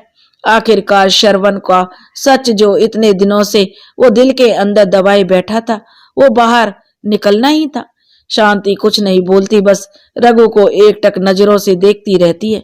रघु अपनी बात जारी रखते हुए कहता है, वैसे श्रवण सही तो कह रहा था शांति, इस बीमार शरीर को दवाइयां देने से क्या फायदा, एक ना एक दिन तो मुझको इस शरीर का साथ छोड़ना ही पड़ेगा। शांति रोते हुए कहती है, ऐसा कुछ नहीं है जी, वो नशे में था इसलिए ऐसी बातें कर रहा था। रघु कहता है, शांति, लोग होश में सच नहीं बोल पाते लेकिन नशे में सच बोल जाते हैं। तुम कैसे कह सकती हो कि श्रवण झूठ बोल रहा था? शांति रोती रहती है, बस रघु की बातों को सुनती रहती है। रघु फिर शांति की तरफ मायूस भरी निगाहों से देखता है और कहता है, देखो शांति, श्रवण की बात में कहीं ना कहीं सच छिपा है।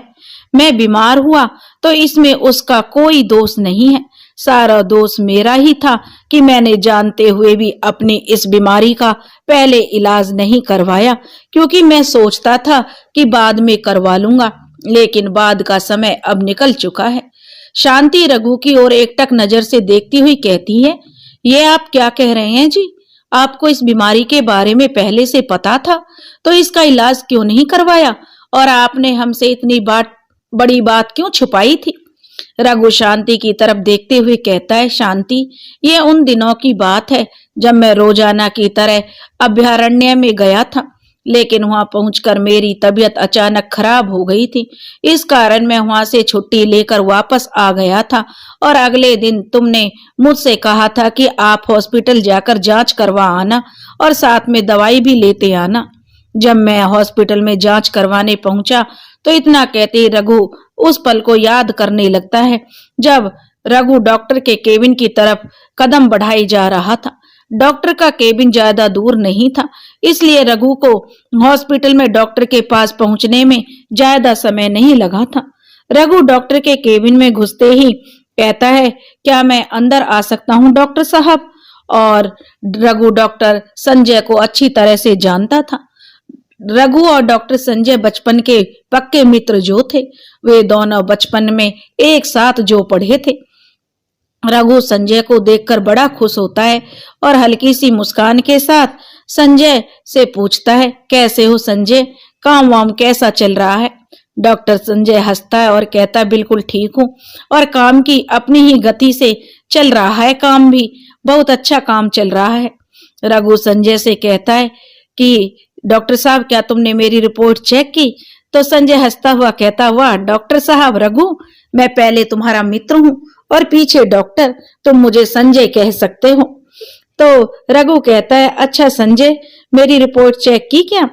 तो और मेरी रिपोर्ट के बारे में मुझसे ज्यादा जानने की ज्यादा जरूरत तेरी भाभी को पड़ी हुई है, नहीं तो वो फालतू में ही टेंशन लेने लग जाती है।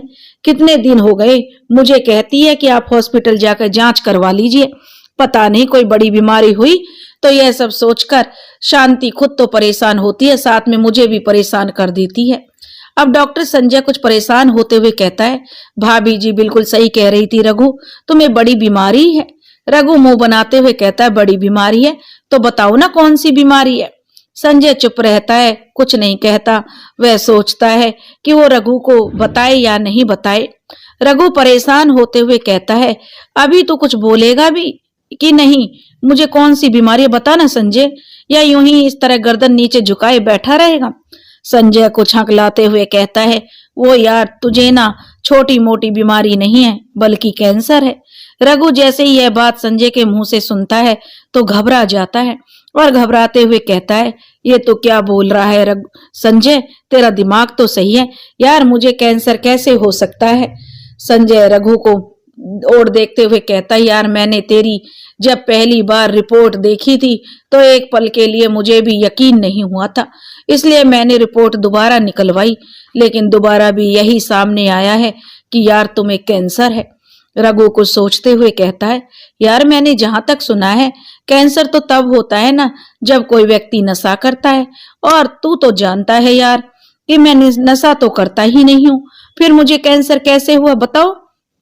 संजय रघु को समझाते हुए कहता है, रघु मेरे यार, कैंसर नशे से ही नहीं बल्कि दूसरे कारणों से भी हो सकता है, जैसे कि सूरज से निकलने वाली पराबैंगनी किरणें, कुछ जानवरों में पाए जाने वाले विषाणु, तो कुछ पेड़ पौधों से भी कैंसर जैसी बीमारी हो सकती है।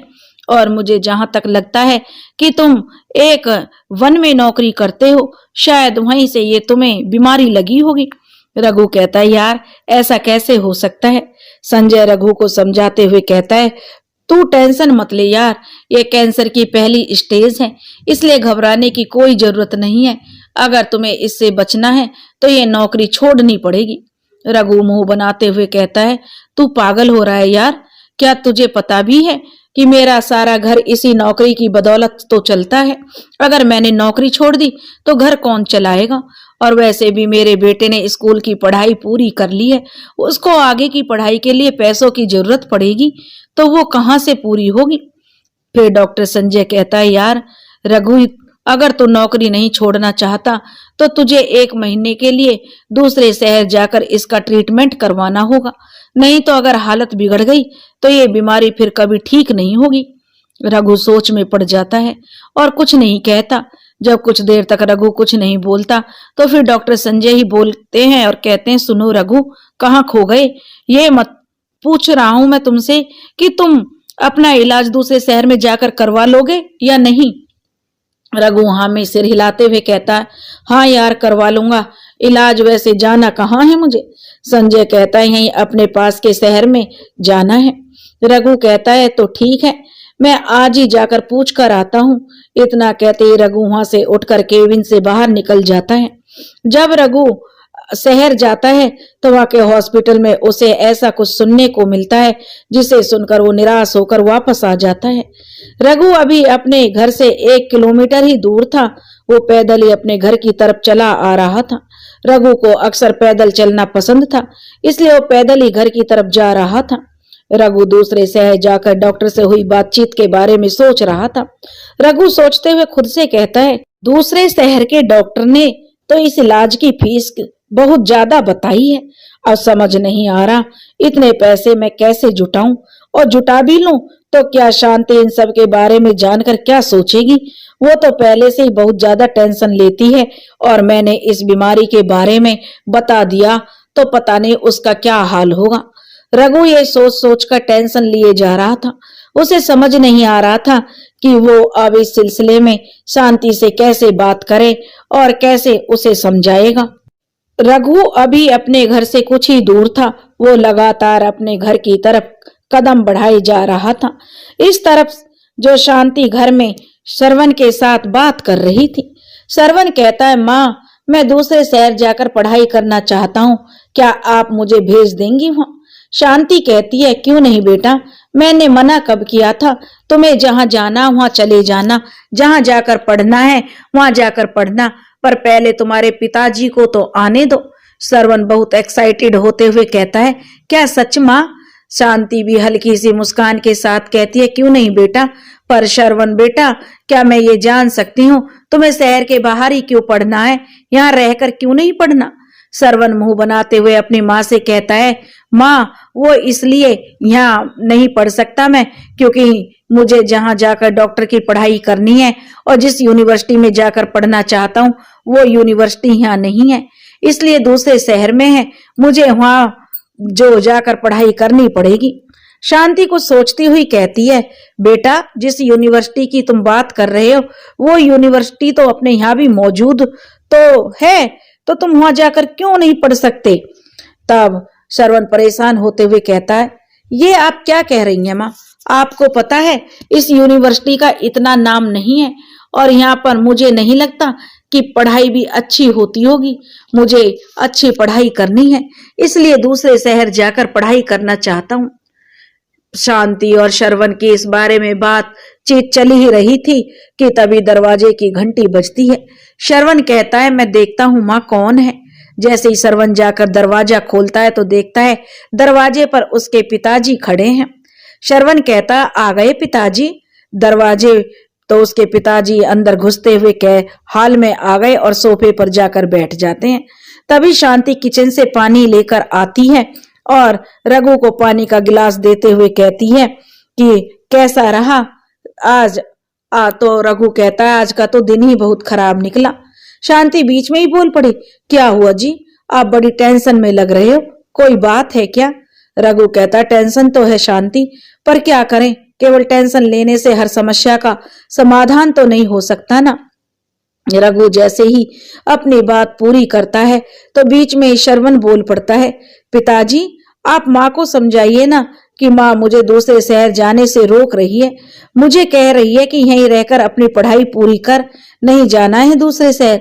रघु कहता है, तो बेटा इसमें बुरा लगने वाली क्या बात है, तुम्हें आखिरकार दूसरे शहर क्यों जाना है? श्रवण कहता है वो पिताजी इसलिए कि मुझे जिस यूनिवर्सिटी की पढ़ाई करनी है वो अपने शहर में नहीं है, इसलिए मैं दूसरे शहर जाना चाहता हूँ। रघु कहता है तो अच्छा, आप इसलिए दूसरे शहर जाने की जिद कर रहे हो? तो श्रवण कहता है क्या आप दूसरे शहर की यूनिवर्सिटी में मेरा दाखिला करा देंगे पिताजी? तो रघु कहता क्यों नहीं बेटा, मैं कल ही जाकर उस यूनिवर्सिटी में जाकर बात करूंगा। इतना कहते ही झट से श्रवण अपने पिता के गले लग जाता है और कहता है आप मेरे सबसे अच्छे पिता हैं। रघु अपने बेटे की चेहरे पर जो खुशी देखकर अपनी बात भूल गया था। उसे लगा अब अगर उसने अपनी बीमारी के बारे में बताया तो उसके बेटे और पत्नी के चेहरे पर जो खुशी छाई है वह एक पल में गायब हो जाएगी, इसलिए उसने उन्हें बताना सही नहीं समझा। अगले दिन जब रघु दूसरे शहर जाने के लिए निकल जाता है और अपने बेटे और पत्नी से विदा लेता है, तब रघु दूसरे शहर पहुंच जाता है और उस समय जाने में उसे ज्यादा भी नहीं लगता है। उस यूनिवर्सिटी में जाने के लिए वह जल्दी पहुंच जाता है। जब रघु यूनिवर्सिटी के ऑफिस में पहुंचता है तो वहां के प्रिंसिपल से उसे ऐसी बात सुनने को मिलती है जिसे सुनकर रघु हैरान रह जाता है। वो खुद से ही कहता है मुझे अब एक फैसला लेना ही होगा, नहीं तो मेरे बेटे की पढ़ाई नहीं हो पाएगी। क्योंकि रघु एक ही बात उसके मन में बार बार आ रही थी। अगर फिर वो रघु खुद से ही बात करता है और कहता है इस यूनिवर्सिटी में इतनी फीस है कि कहीं कोई इतनी फीस लेता है क्या? बेशक मेरे बेटे को डॉक्टर बनना है पर इस तरह इतनी ज्यादा फीस देकर नहीं बनाना है। अगर मैंने अपने बेटे का कहीं और एडमिशन करवा दिया तो वो नाराज हो जाएगा और कभी भी दूसरी यूनिवर्सिटी में जाकर उतनी अच्छी तरह पढ़ाई नहीं कर पाएगा। रघु ये सोच सोचकर मन ही मन परेशान होने लग जाता है। वो सोचता है मैंने इतने पैसे से अगर श्रवण का एडमिशन करवा दिया तो मैं अपना इलाज नहीं करवा पाऊंगा और अब मैं करूं तो करूं क्या? रघु ये बात बार बार सोचकर टेंशन लिए जा रहा था, लेकिन वो कोई भी फैसला नहीं ले पा रहा था। एक बार तो रघु सोच रहा था कि वो अपना इलाज करवा ले और श्रवण को कोई और यूनिवर्सिटी में दाखिला दिलवा दे, लेकिन अगले ही पल वो सोचता है कि नहीं नहीं, वो एक पिता है और अपनी जान बचाने के चक्कर में वो अपने बेटे के भविष्य को नहीं खराब कर सकता। इसलिए उसने आखिरकार एक फैसला ले ही लिया।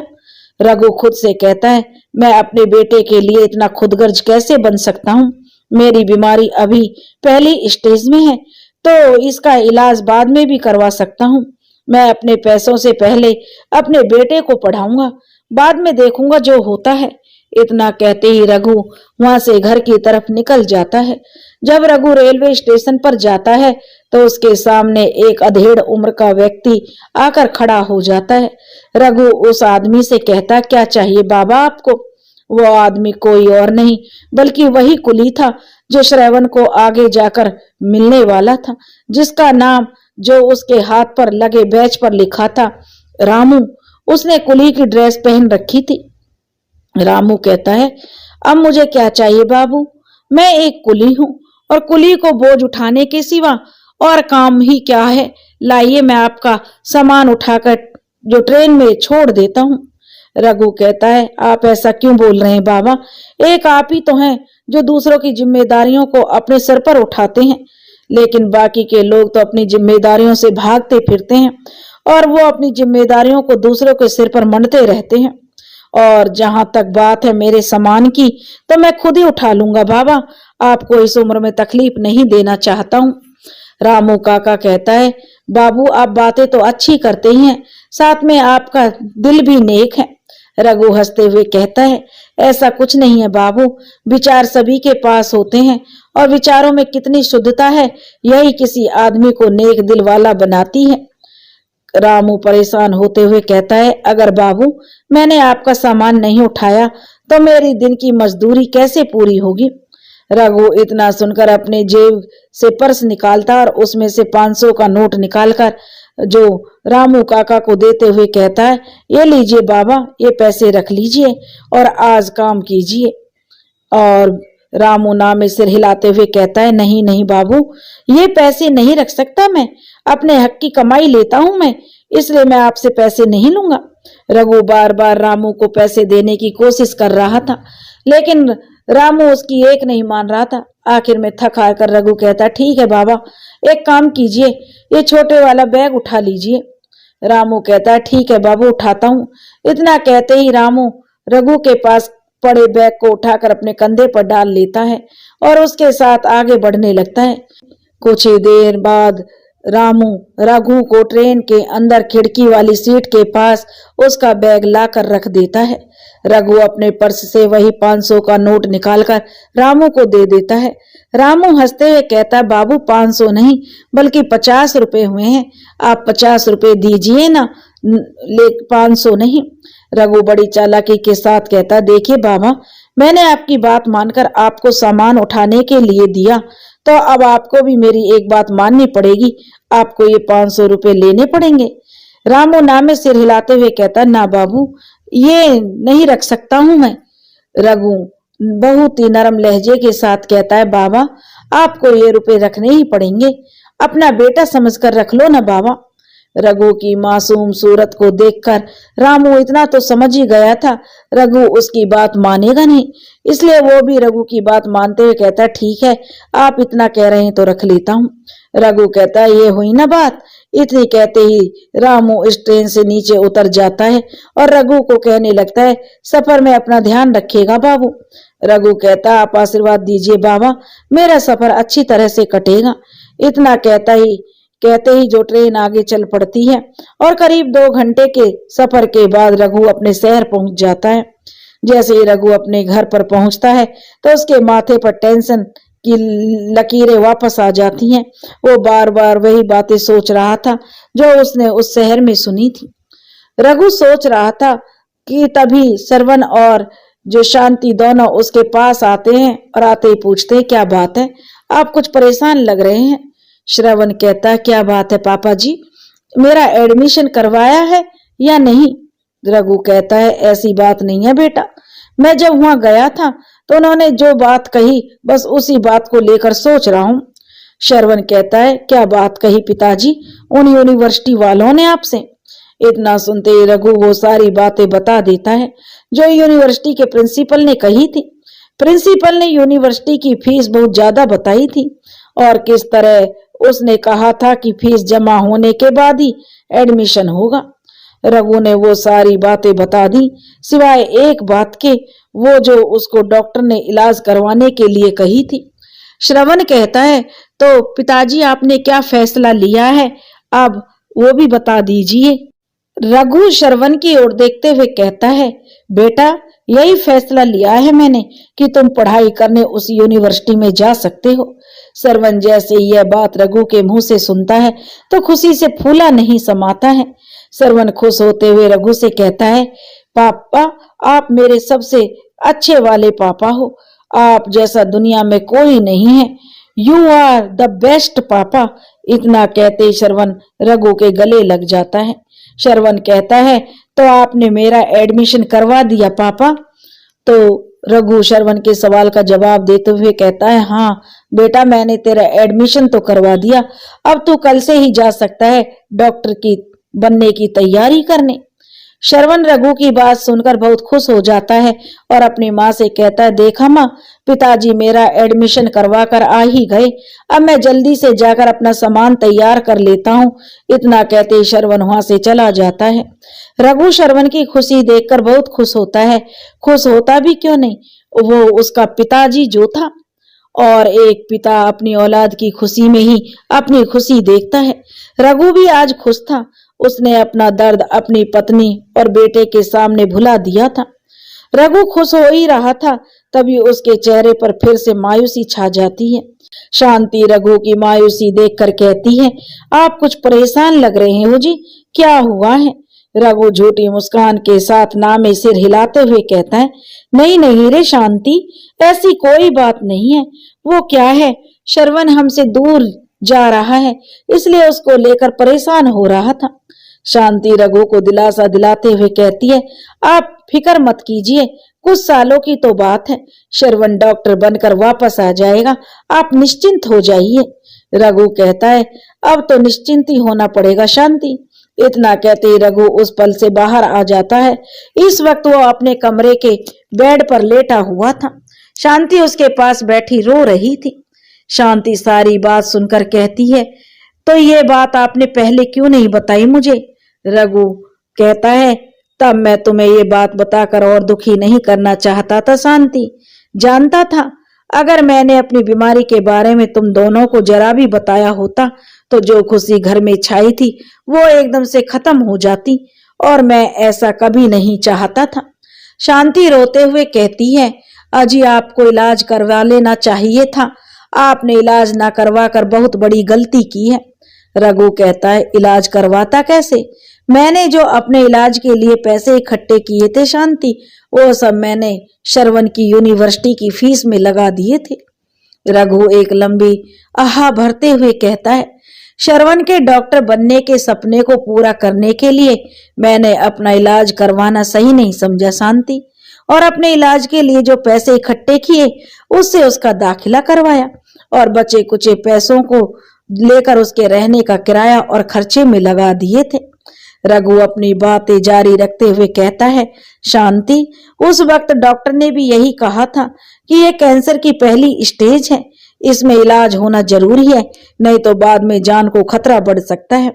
रघु अपने चेहरे पर हल्की सी मुस्कान लाते हुए कहता है, और मैंने अपनी जान की परवाह न करते हुए शांति श्रवण के सपने को बढ़ाने में, जो उसको पूरा करने में जो अपना पैसा लगा दिया। शांति जब यह बात सुनती है तो वह ज्यादा रोने लगती है। रोती भी कैसे नहीं, उसने एक पिता को अपने बेटे के लिए इतना ज्यादा प्रेम जो देखा था, वो प्रेम जो अक्सर एक पिता अपनी हर औलाद से करता है लेकिन प्रकट नहीं होने देता। आज रघु ने भी कुछ ऐसा ही किया था। उसने भी अपने बेटे का सपना पूरा करने के लिए अपने जीवन का मोह छोड़ दिया था। अक्सर पिता होते ही ऐसे हैं, वो अपने बच्चों की जिंदगी बचाने के लिए अपनी जिंदगी को झोंक देते हैं। वो अपने बच्चों को सफल बनाने के लिए अपने सपनों की आहुति दे देते हैं और अपने बच्चों के सपनों में ही अपना सपना संजो लेते हैं। और आज शायद रघु ने भी अपनी जिंदगी देकर श्रवण की जिंदगी बनाई थी। ये सारी बातें सुनकर जो शांति की आंखों से आंसू रुकने का नाम नहीं ले रहे थे। रघु के दर्द के साथ रात खत्म हो जाती और जैसा कि श्रवण ने कहा था, अब वो अपने पिता की दवाई पर जरा भी पैसा खर्च नहीं करेगा। उसने अब अपने पिता की दवाई पर जरा भी ध्यान नहीं दिया, बल्कि अपने काम में लगा रहा। पहले श्रवण पिता को मिलने आ जाया करता था, लेकिन अब उसने उनसे मिलना भी छोड़ दिया था। इस तरफ रघु की हालत और खराब होने लग गई थी। होती भी कैसे नहीं, आखिरकार एक पिता अपनी औलाद के भरोसे ही अपना जीवन जीता है कि किसी दिन उसकी औलाद उसे बुरे जीवन से सुखद जीवन की तरफ ले जाए। लेकिन रघु का आज वो सहारा छूट गया था। उसका बेटा अब बेटा नहीं रहा था। रघु ने अपनी जीने की उम्मीद छोड़ दी थी। कहने को तो शांति उसका पूरा ख्याल रख रही थी, लेकिन बिना दवाइयों के वो बेचारी कर भी क्या सकती थी। एक दिन समय बीता और उस बात को 2 हफ्ते बीत गए थे। रघु अब पहले से ज्यादा बीमार दिखाई दे रहा था, मानो वो अपनी आखिरी सांसें गिन रहा था। शांति भी अब उसे पहले की बची हुई दवाइयां दे रही थी। आखिरकार वो दवाइयां खत्म होने लग गई थी। एक रात को जब रघु की तबीयत बहुत ज्यादा खराब होने लग गई तो वो ठीक से सांस नहीं ले पा रहा था, मानो उसकी जिंदगी ने उसका साथ छोड़ना शुरू कर दिया था।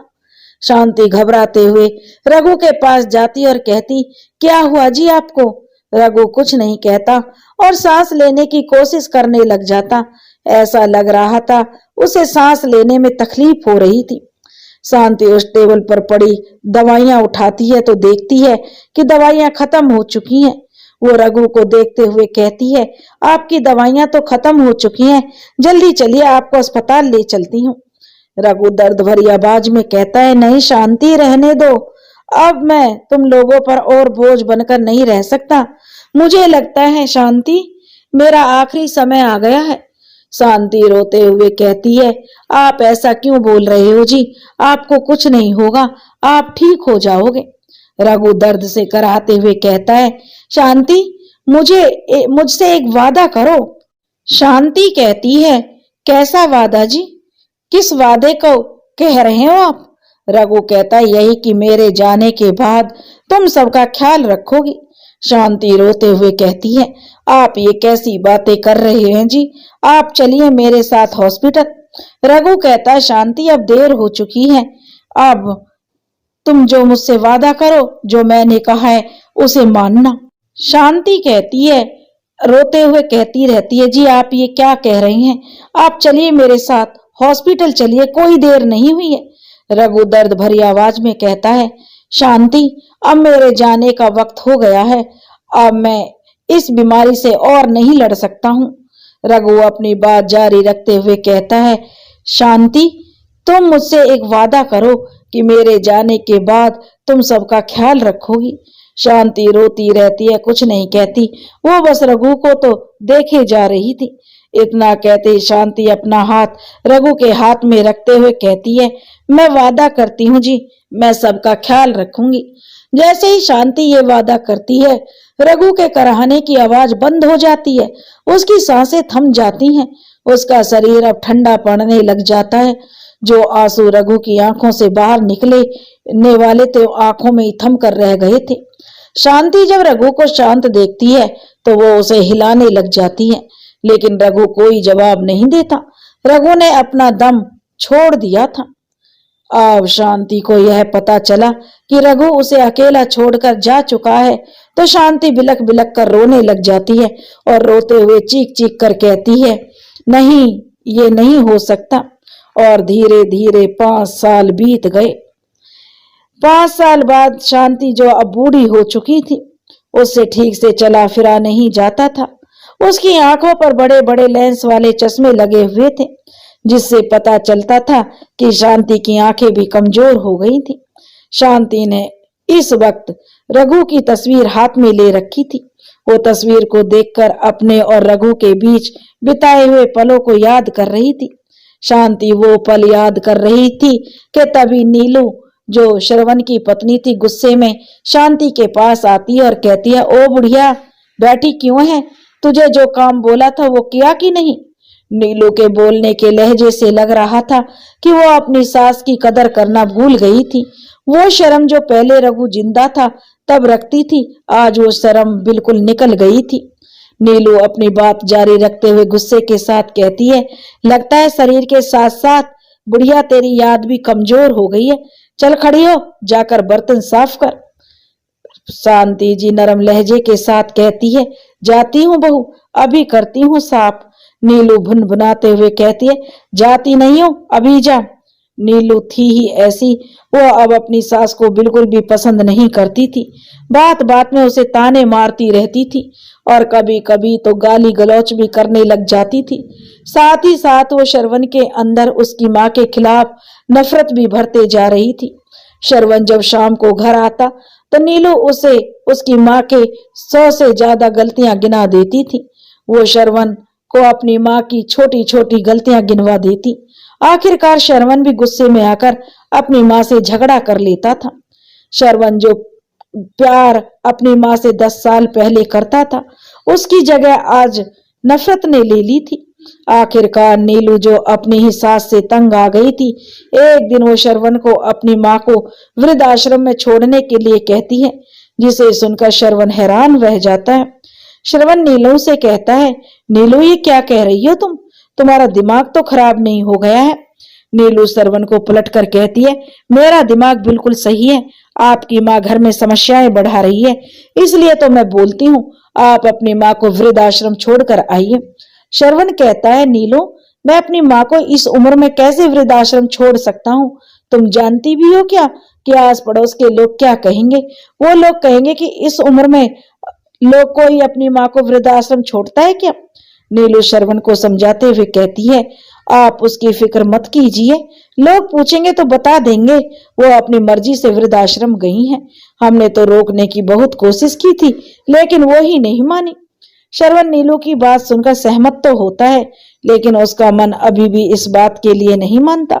श्रवण नीलू से कहता है, पर नीलू तो श्रवण अपनी बात पूरी भी नहीं करता, उससे पहले ही नीलू उसकी बात काटकर बोल पड़ती है, परवर कुछ नहीं श्रवण, अब इस घर में या तो मैं रहूंगी या आपकी माँ, यही मेरा आखिरी फैसला है। श्रवण नीलम की बात सुनकर दुविधा में पड़ जाता है और बहुत सोच में पड़ जाता है, आखिरकार वो करे तो क्या करे। कुछ देर सोचने के बाद श्रवण कहता है, ठीक है नीलू, अगर तुम्हारी यही मर्जी है तो मैं भी यही करूंगा, मैं कल ही माँ को वृद्धाश्रम छोड़कर आ जाऊंगा।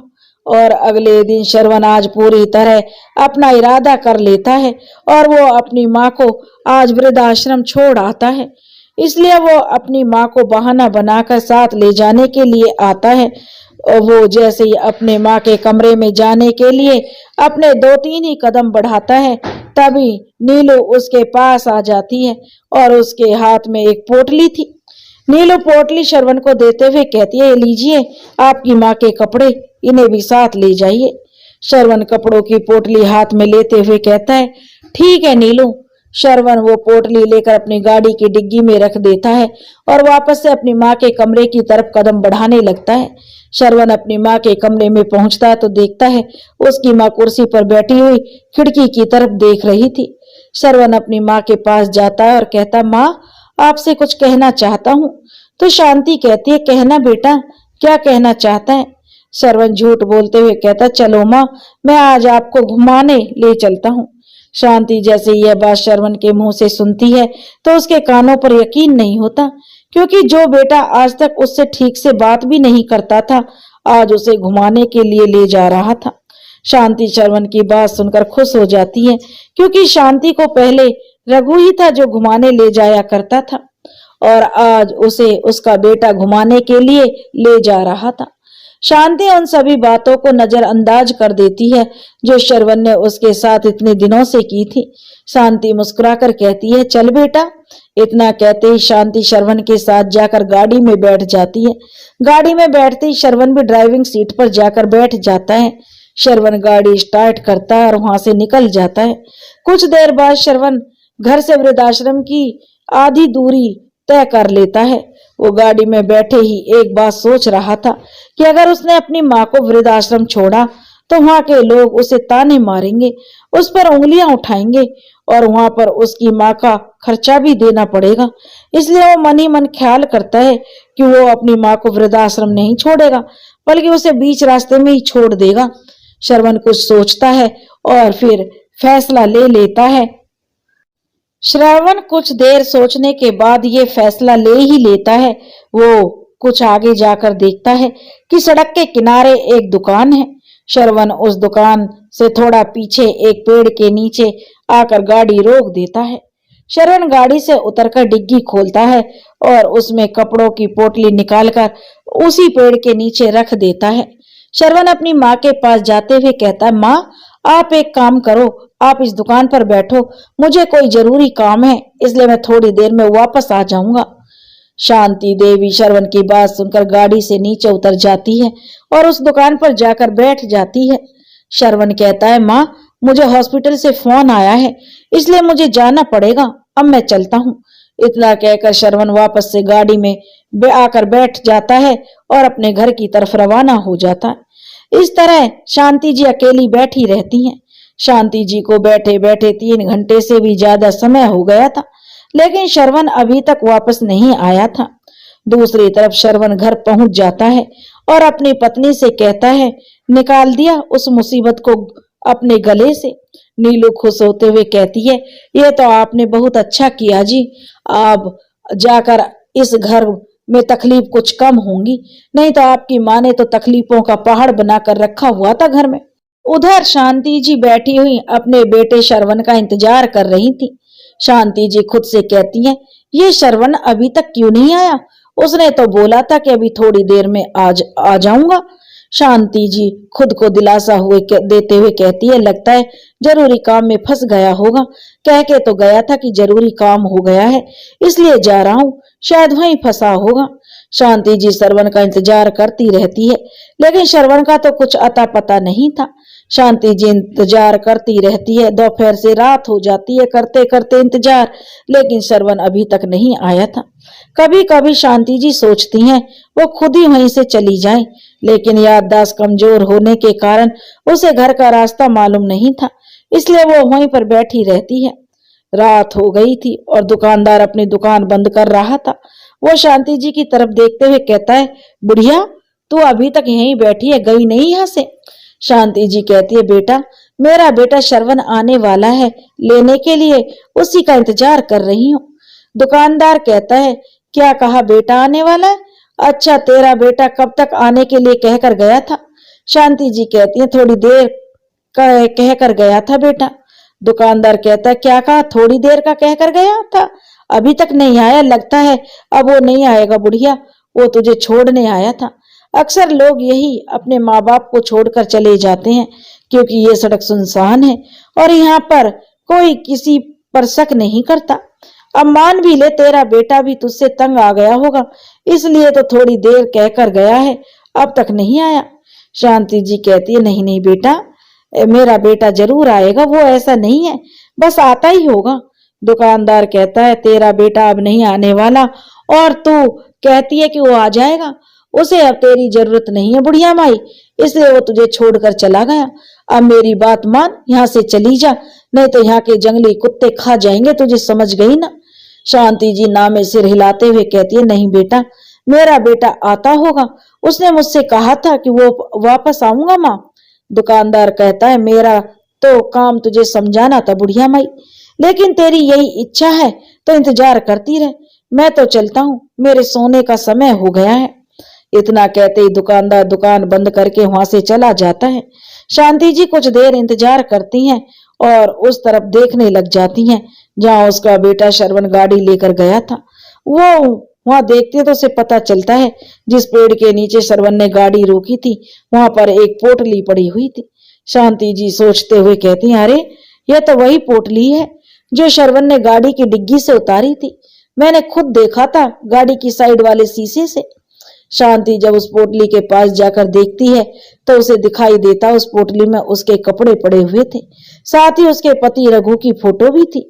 शांति जब उस पोटली को देखती है तो उसे पूरा भरोसा हो जाता है कि यह दुकानदार बिल्कुल सही कह रहा था, उसका बेटा उसे छोड़ने ही आया था। शांति जी पोटली से रघु की फोटो अपने हाथ में लेकर रोती हुई कहती है, ए जी देखिए ना, ये क्या हो गया? श्रवण मुझे यहाँ अकेला छोड़कर चला गया, आप कहाँ चले गए मुझे अकेला छोड़कर? देखिए ना कितनी रात हो गई है, यहाँ आसपास भी कोई नहीं है, मैं किससे मदद मांगू? मैं जाऊं तो कहाँ जाऊं जी? इतना कहते ही शांति जी जोर जोर से रोने लग जाती हैं। वो रो ही रही थी तभी उसके आसपास 4-5 जंगली कुत्ते आने लगते हैं। शांति जी उन्हें देखकर घबराने लग जाती हैं और घबराते हुए कहती है, अरे ये कुत्ते तो मेरी तरफ बढ़ रहे हैं। इतना कहते ही शांति जी दूर से उन्हें भगाने लगती हैं और उन्हें छू छू करके दूर करती हैं, और वो कुत्ते अभी भी उसके पास कदम बढ़ाए जा रहे थे। उनमें से एक कुत्ता शांति जी पर हमला करता है, जिससे शांति जी के हाथ पर खरोंच के निशान आ जाते हैं, जिससे खून बहने लगता है और शांति जी जोर से चिल्लाती है, बेटा। इतना कहते ही शांति जी वहीं पर बेहोश हो जाती हैं और रात खत्म हो जाती है।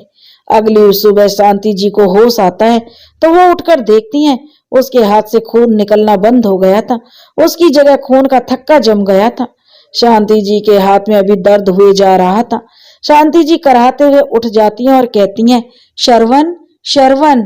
और जब वो अपने आसपास देखती हैं तो उसके आसपास कोई नहीं था, तो उसका बेटा श्रवण और ना ही उसका घर, और वह बहुत ही उदास हो जाती हैं। शांति जी यह देखकर कहती हैं, हे भगवान। वह भगवान को पुकारते हुए कहती हैं, हे भगवान, मैंने क्या गलती की थी? आज मुझे आपने दर दर की ठोकरें खाने के लिए इस हालत में छोड़ दिया। भगवान आपसे विनती करती हूं मैं, मुझे इस हालत में छोड़ने से अच्छा होता आप मुझे अपने पास बुला लेते। इतना कहकर शांति जी जोर जोर से रोने लग जाती हैं और रोते रोते वहां पर बैठी रहती हैं। दूसरी तरफ अपने घर श्रवण अपने कमरे में कोई फाइल ढूंढ रहा था। वो फाइल ढूंढते हुए अपनी अलमारी खोलता है तो उसे वहां एक डायरी मिलती है और वह उस डायरी को देखता है तो हैरान रह जाता है। डायरी से पता चलता है कि वह डायरी श्रवण के पिता रघु की थी। जब वो उस डायरी को पढ़ता है तो उसे पता चलता है कि उसके पिता जब अभयारण्य में नौकरी करते थे तब लिखा करते थे। डायरी पढ़ते हुए श्रवण देखता है कि क्या लिखा है। उसमें लिखा था 30 नवंबर 1996। आज का दिन कुछ अलग ही हाल बयान कर रहा है। प्रकृति में जैसे अलग ही उमंग छाई हो। ऐसे लम्हों में कौन नहीं जीना चाहेगा। मेरा दिन ही मेरा हाल बयां करता है कि आज मेरा मूड कैसा रहेगा, लेकिन ना जाने एक अलग सी खामोशी मेरे जहन में रहकर एक अलग बेचैनी पैदा करती है। मैं जब इस बेचैनी का पता लगाता हूँ तो मुझे पता चलता है मेरी इस बेचैनी का कारण कोई और नहीं बल्कि मेरी पत्नी शांति है। यूं तो वो हमेशा हंसी खुशी के साथ रहती है। कभी कभी अगर मायूस हो जाती है तो उसे अपने साथ अपने इधर ले आता हूँ अभ्यारण्य में, जिससे उसका मन लगा रहे। आज मैं शांति की मायूसी कम करने के लिए अभ्यारण्य लेकर आया था, लेकिन उसकी मायूसी उसकी सौतन की तरह उसका पीछा ही नहीं छोड़ रही थी। मैंने शांति से पूछा, क्या बात है शांति, तुम कुछ परेशान लग रही हो, क्या आज तुम्हारा मन नहीं लग रहा है यहाँ? शांति मायूसी के साथ कहती है, ऐसी कोई बात नहीं है जी, लेकिन एक बात मुझे अंदर से खाए जा रही है। रघु झट से पूछता है, क्या बात शांति, कौन सी बात तुम्हें जो इतनी टेंशन दे रही है, जो अंदर ही अंदर खाई जा रही है? शांति रघु की तरफ देखते हुए कहती है, वो बात यह है जी, हमारी शादी को कितने साल हो गए हैं लेकिन हमारे घर कोई संतान नहीं है। शांति बहुत ही नरम लहजे के साथ अपनी बात जारी रखते हुए कहती है, पता नहीं जी भगवान ने हमें किस जन्म की सजा दे रहा है जो अभी हमारे कोई संतान नहीं हुई है। रघु शांति को दिलासा देते हुए कहता, तुम ऐसा मत कहो शांति, देखना भगवान एक दिन हमारी जरूर सुनेगा।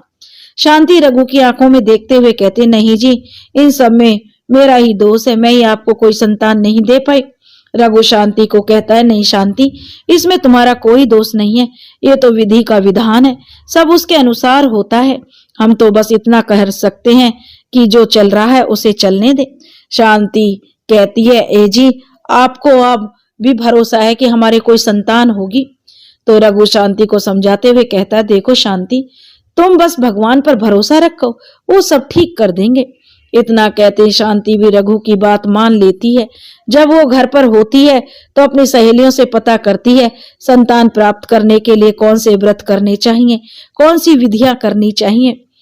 रघु आगे अपनी डायरी में लिखते हुए कहता है, मेरी पत्नी को जब भी सुबह सुबह मैं देखता था तो वो कुछ ना कुछ धार्मिक क्रिया करती हुई मिलती थी। वो संतान प्राप्ति के लिए हर शुक्रवार को संतोषी माता का व्रत रखती थी। घर में कभी कोई पूजा पाठ करवाती तो कभी कभी घर में लड़कियों को खाना खिलाती। उसने संतान प्राप्ति के लिए जितने व्रत और विधियां करनी थी वे सभी कर दी थी। मैं भी शांति को देखकर अचंभित रहता था, वो इतना सब कैसे कर सकती थी। मुझे हैरानी उस दिन हुई जब शांति को अचानक से उल्टियां आने लगी थी। उसे जल्द से जल्द हॉस्पिटल लेकर गया। उस दिन डॉक्टर ने मुझे जो बात बताई उसे सुनकर मुझे इतनी खुशी हुई, मुझे कुछ देर तक तो ऐसा लगा जैसे ये कोई सपना हो, लेकिन जब शांति के चेहरे पर खुशी देखी तो ऐसा लगा ये सपना नहीं हकीकत थी। मुझे कभी कभी ऐसा लगता है कि संतान के लिए शांति ने अपनी जिंदगी में कई बलिदान दिए थे, जिस कारण उसको ये फल मिला। शांति ने तो बेटे को जन्म देकर अपने किए हुए बलिदान पूरे किए थे, लेकिन अब मेरी बारी थी। एक दिन जब श्रवण की स्कूल की पढ़ाई पूरी हुई थी, उस वक्त मेरी तबीयत अचानक खराब हो गई थी। जब मैंने जांच करवाई तो पता चला मुझे कैंसर है।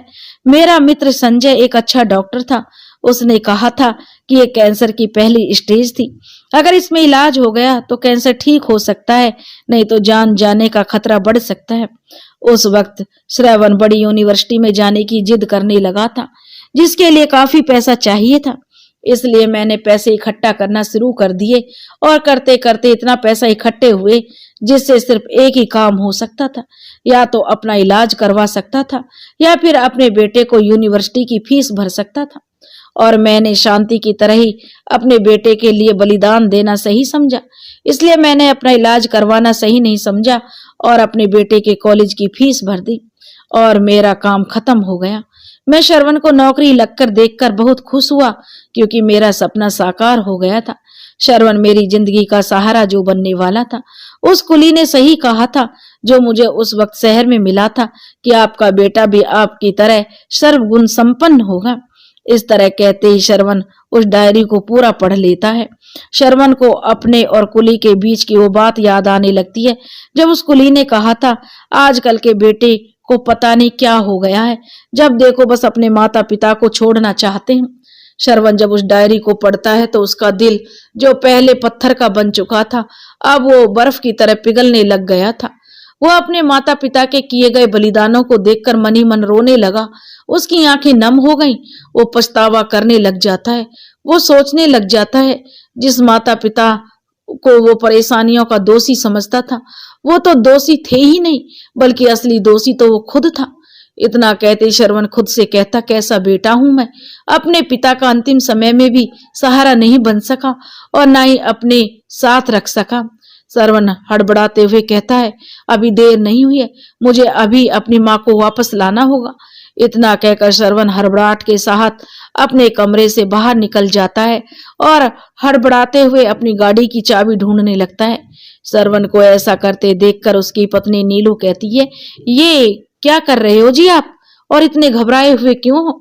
श्रवण कहता है, गलती हो गई नीलू, मुझसे बहुत बड़ी गलती हो गई। नीलू कहती है, गलती हो गई पर क्या? श्रवण कहता है, यही कि मेरे माता पिता का प्यार समझ में नहीं पाया मैंने इन्हीं हाथों से अपने पिता की दवाई बंद करके मार दिया और अब अपनी माँ को भी बाहर निकाल दिया, लेकिन अब मैं इस गलती को सुधारूंगा। नीलू मुंह बनाते हुए कहती है, क्या कहा, गलती सुधारोगे, पर कैसे? श्रवण ने झट से जवाब दिया, अपनी माँ को वापस लाकर। नीलू गुस्से के साथ कहती है, क्या कहा? तो श्रवण कहता है कि अपनी माँ को वापस लाकर मैं अपनी गलती को सुधारूंगा। नीलू गुस्से के साथ चिल्लाते हुए कहती है, क्या कहा आपने? श्रवण हामी भरते हुए कहता है, हाँ नीलू, मैं अपनी माँ को और दुखी नहीं कर सकता, मैं उन्हें वापस लाऊंगा। नीलू चिढ़ते हुए कहती है, देखिए, अगर आप उस बुढ़िया को वापस घर में लेकर आए तो मैं घर में बिल्कुल नहीं रहूंगी, और वैसे भी उस बुढ़िया ने घर पर तो रहकर तंग किया है, लेकिन अब घर से निकल कर भी परेशान कर रही है। इससे तो अच्छा है कि वो मर ही जाए। जैसे ही श्रवण नीलू के मुंह से यह बात सुनता है तो उसे गुस्सा आ जाता है और गुस्से में आकर वो नीलू को एक जोरदार तमाचा जड़ देता है। श्रवण गुस्से के साथ कहता, तुम्हारी ये हिम्मत कैसे हुई? तुम मेरी माँ के बारे में ये कहो? तुम क्या घर से निकलोगी? मैं तुम्हें ही घर से बाहर निकाल दूंगा। इतना कहते श्रवण नीलू का हाथ पकड़ते हुए कहता है, चलो निकलो मेरे घर से बाहर। नीलू रोते हुए कहती है, मुझे माफ कर दीजिए, मुझे ऐसा नहीं करना चाहिए था। श्रवण कहता है, मैंने सोचा था कि तुम मेरी माँ की कदर करती हो और मेरे साथ जो मेरी जिंदगी में मेरा साथ दोगी, लेकिन तुम्हारे दिल में मेरी माँ के लिए नफरत के सिवा कुछ नहीं था नीलू, और मैं अब इसे और बर्दाश्त नहीं कर सकता हूँ। अभी के अभी मेरे घर से बाहर निकलो। इतना कहते ही श्रवण नीलू का हाथ पकड़कर जबरदस्ती घर से बाहर निकालने लगता है। नीलू रोते हुए जमीन पर बैठ जाती है और बार बार माफी की गुहार लगाती रहती है। नीलू रोते हुए कहती है, देखिए जी, आप मेरे साथ ऐसा मत कीजिए, मैं आपकी पत्नी हूँ, प्लीज मुझे माफ कर दीजिए। श्रवण गुस्से से लाल होते हुए कहता है, नीलू, तुमने पत्नी होने का फर्ज अब खो दिया है, अब तुम वो औरत हो जिसे किसी की कदर करना नहीं आता। नीलू दोबारा कहती है, मुझे माफ कर दीजिए, मैं अम्मा जी को कुछ नहीं कहूंगी, उनका हर वक्त ख्याल रखूंगी, प्लीज मुझे माफ कर दीजिए। जब श्रवण के को जो नीलू की ये करुणा पुकार सुनता है तो वह रुक जाता है और नीलू को देखते रहता है।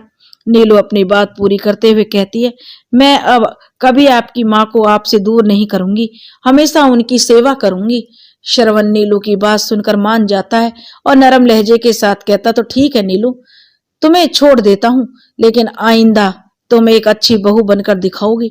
याद रखना, अब मेरी माँ नहीं बल्कि वो तुम्हारी भी माँ है, इसलिए हमेशा उसका सम्मान करना। मैं जा रहा हूँ अपनी माँ को लाने। इतना कहते श्रवण अपनी गाड़ी की चाबी उठाता है और गाड़ी लेकर वहां से चला जाता है।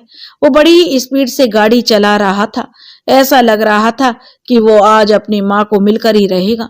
उसकी आंखों से लगातार आंसू टपक रहे थे। वो बार बार उन्हीं पलों को याद कर रहा था जो उसके पिता की डायरी में लिखे हुए थे।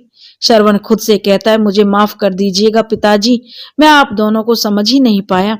इतना कहते ही श्रवण गाड़ी चलाते हुए एक सिग्नल के पास आकर रुक जाता है, जहाँ काफी ट्रैफिक जाम था। श्रवण कहता है, ये क्या, यहाँ तो ट्रैफिक बहुत है, मुझे बहुत जल्दी से यहाँ से निकलना है। इतना कहते ही श्रवण अपनी गाड़ी को एक तरफ लगाता है और पैदल ही उस तरफ भागते हुए कदम बढ़ाने लग जाता है। श्रवण को भागते हुए काफी समय हो गया था, उसको थकान महसूस होने लगी थी, लेकिन वो रुकने का नाम नहीं ले रहा था। लेता भी कैसे? आखिरकार इंसान तब भागता है जब उसका सब कुछ छीनने वाला होता है और वह उसे बचाने की कोशिश करता है। श्रवण भागते हुए चौराहे को पार कर रहा था कि तभी उसको एक एम्बुलेंस के साथ टक्कर हो जाती है, जिससे वो एक तरफ आकर गिर जाता है और वापस से खड़ा होता है जैसे उसे कोई फर्क ही ना पड़ा हो। श्रवण वापस भागने लगता है और भागते भागते उस दुकान पर पहुंच जाता है जहां आखिरी वक्त उसने अपनी माँ को छोड़ा था। जब वो दुकान पर पहुंचता है तो देखता है वहां उसकी माँ नहीं थी। तभी वह दुकानदार के पास जाकर कहता है, सुनो भैया, तुमने यहाँ किसी बूढ़ी औरत को देखा है क्या? दुकानदार याद करते हुए कहता है, कहीं तुम उस बुढ़िया की तो बात नहीं कर रहे जिसे उसका बेटा यहाँ छोड़कर गया था? वह कह रही थी कि उसका बेटा आएगा, लेकिन वह अभी तक नहीं आया। जैसे यह बात श्रवण सुनता है तो वह शर्म से अपना सिर नीचे झुका लेता है और शर्म के साथ कहता है, हाँ भैया वही। दुकानदार कहता है, अरे भाई, 3 दिनों से इस पेड़ के पास ही वह पड़ी हुई थी। चल फिरना तो दूर की बात, उसने तो वहां से खड़ा होना भी सही नहीं समझा था और आज लगता है शायद वो मर गई होगी, इसलिए एक एम्बुलेंस आकर उसे यहाँ से लेकर चली गई। श्रवण जब यह बात सुनता है तो घबराने लग जाता है और घबराते हुए कहता है, क्या वह एम्बुलेंस अभी थोड़ी देर पहले ही निकली है? दुकानदार हाँ में सिर हिलाते हुए कहता है, हाँ भैया, अभी थोड़ी देर पहले ही निकली है। श्रवण खुद से कहता है, अरे वो एम्बुलेंस तो मेरे हॉस्पिटल की थी, वो मेरे हॉस्पिटल में ही गई होगी, मुझे जल्दी से जल्दी वहां पहुंचना होगा। इतना कहते ही श्रवण दुकानदार को बिना कुछ बोले ही वहां से निकल जाता है और वो एक रिक्शा पकड़ता है और अपने हॉस्पिटल की तरफ निकल जाता है। इस तरह शांति जी की हालत बहुत गंभीर थी। ऐसा लग रहा था वो अब बचने वाली नहीं है। उन्हें तुरंत इमरजेंसी वार्ड में ले जाया गया। दूसरी तरफ श्रवण भी एम्बुलेंस के पीछे पीछे ही रिक्शा से हॉस्पिटल पहुंच गया, क्योंकि उसने रिक्शा वाले को रिक्शा काफी तेज चलाने को कहा था, जिस कारण वो एम्बुलेंस के पीछे पीछे ही हॉस्पिटल पहुंच गया था। श्रवण लड़खड़ाते हुए अंदर की तरफ भागने लगता है। उसकी एम्बुलेंस के साथ टक्कर हुई थी, जिस कारण उसके हाथ पैर और माथे पर चोट के निशान थे, जिनसे अब खून निकलने लगा था। लेकिन वो फिर भी अपनी माँ को बचाने के लिए इन घावों को नजरअंदाज किए जा रहा था। जब नर्स श्रवण को इस हालत में देखती है तो वो हैरान रह जाती है और हैरानी के साथ कहती है, सर ये आपको चोट कैसे लगी? रुकिए, मैं आपकी पट्टी कर देती हूँ। श्रवण उसे मना कर देता है और इमरजेंसी रूम में जाकर जहां उसकी माँ अपनी जिंदगी की आखिरी सांसें गिन रही थी वहां जाने लगता है। श्रवण जो इमरजेंसी रूम में पहुंचा तो उसने देखा कि उसकी माँ को ग्लूकोज की बोतल लगा रखी थी। श्रवण को जब इस हालत में बाकी के डॉक्टर देखते हैं तो हैरान रह जाते हैं। वो डॉक्टर श्रवण से पूछते हैं, सर ये कैसे हुआ? तो श्रवण मायूसी के साथ कहता है, सर ये बहुत लंबी कहानी है, बाद में बताऊंगा। इतना कहते ही श्रवण अपनी माँ के पास जाता है तो हैरान रह जाता है। वो देखता है उसकी माँ का शरीर किसी बेजान पेड़ की तरह सूख गया था, जिसे देखकर उसकी आंखों में बड़े बड़े आंसू बहने लग जाते हैं। श्रवण जब अपनी माँ की हाथ की नब्ज चेक करता है तो हैरान रह जाता है। उसे पता चलता है उसकी माँ की नब्ज धीरे धीरे चल रही थी। श्रवण हड़बड़ाहट में कहता है, जल्दी इनका ट्रीटमेंट शुरू करो, इन्हें कुछ नहीं होना चाहिए। श्रवण को इतना हड़बड़ाता हुआ देखकर डॉक्टर पूछते हैं, सर आप इतना परेशान क्यों हैं इनको लेकर? ये आपकी क्या लगती हैं? श्रवण मायूस चेहरे के साथ कहता है, ये मेरी माँ है। डॉक्टर यह सुनकर हैरान रह जाता है और हैरानी के साथ कहता है, ये आपकी माँ है और ये इस हालत में कैसे? श्रवण रोते हुए कहता है, यह सब मेरी गलती है, मेरी ही गलती की वजह से मेरी माँ की आज ये हालत हुई है। डॉक्टर पूछता है, आपकी वजह से हुई है? आपने कौन सी गलती कर दी सर? इतना कहते ही श्रवण उसको माँ के घर से निकालने से लेकर और किस तरह उसे उसकी माँ के बारे में पता चला तब तक सारी बात डॉक्टर को बता देता है। श्रवण रोते हुए कहता है, यह सब मेरा किया धरा था, जिस कारण इनकी ऐसी हालत हुई है। लोग तो अपनी माँ की इस उम्र में सेवा करते हैं और मैं हूं इनकी सेवा करना तो दूर, उन्हें घर से निकाल दिया। डॉक्टर श्रवण को इस तरह रोते हुए देखते हैं तो नरम लहजे के साथ कहते हैं, सर इसमें आपकी कोई गलती नहीं है। आदमी को कुछ चीजों की अहमियत पास होने पर समझ नहीं आती, लेकिन जब वो दूर जाती है तब समझ आती है, और आज आपको भी आपकी माँ की अहमियत समझ आ गई है। इतना कहते ही डॉक्टर जो तुरंत शांति जी का ट्रीटमेंट शुरू कर देते हैं और कुछ ही घंटे बाद शांति जी की हालत में कुछ सुधार आ जाता है। तब उन्हें आईसीयू में भर्ती कर दिया जाता है। श्रवण दिन रात शांति जी के पास बैठा रहा।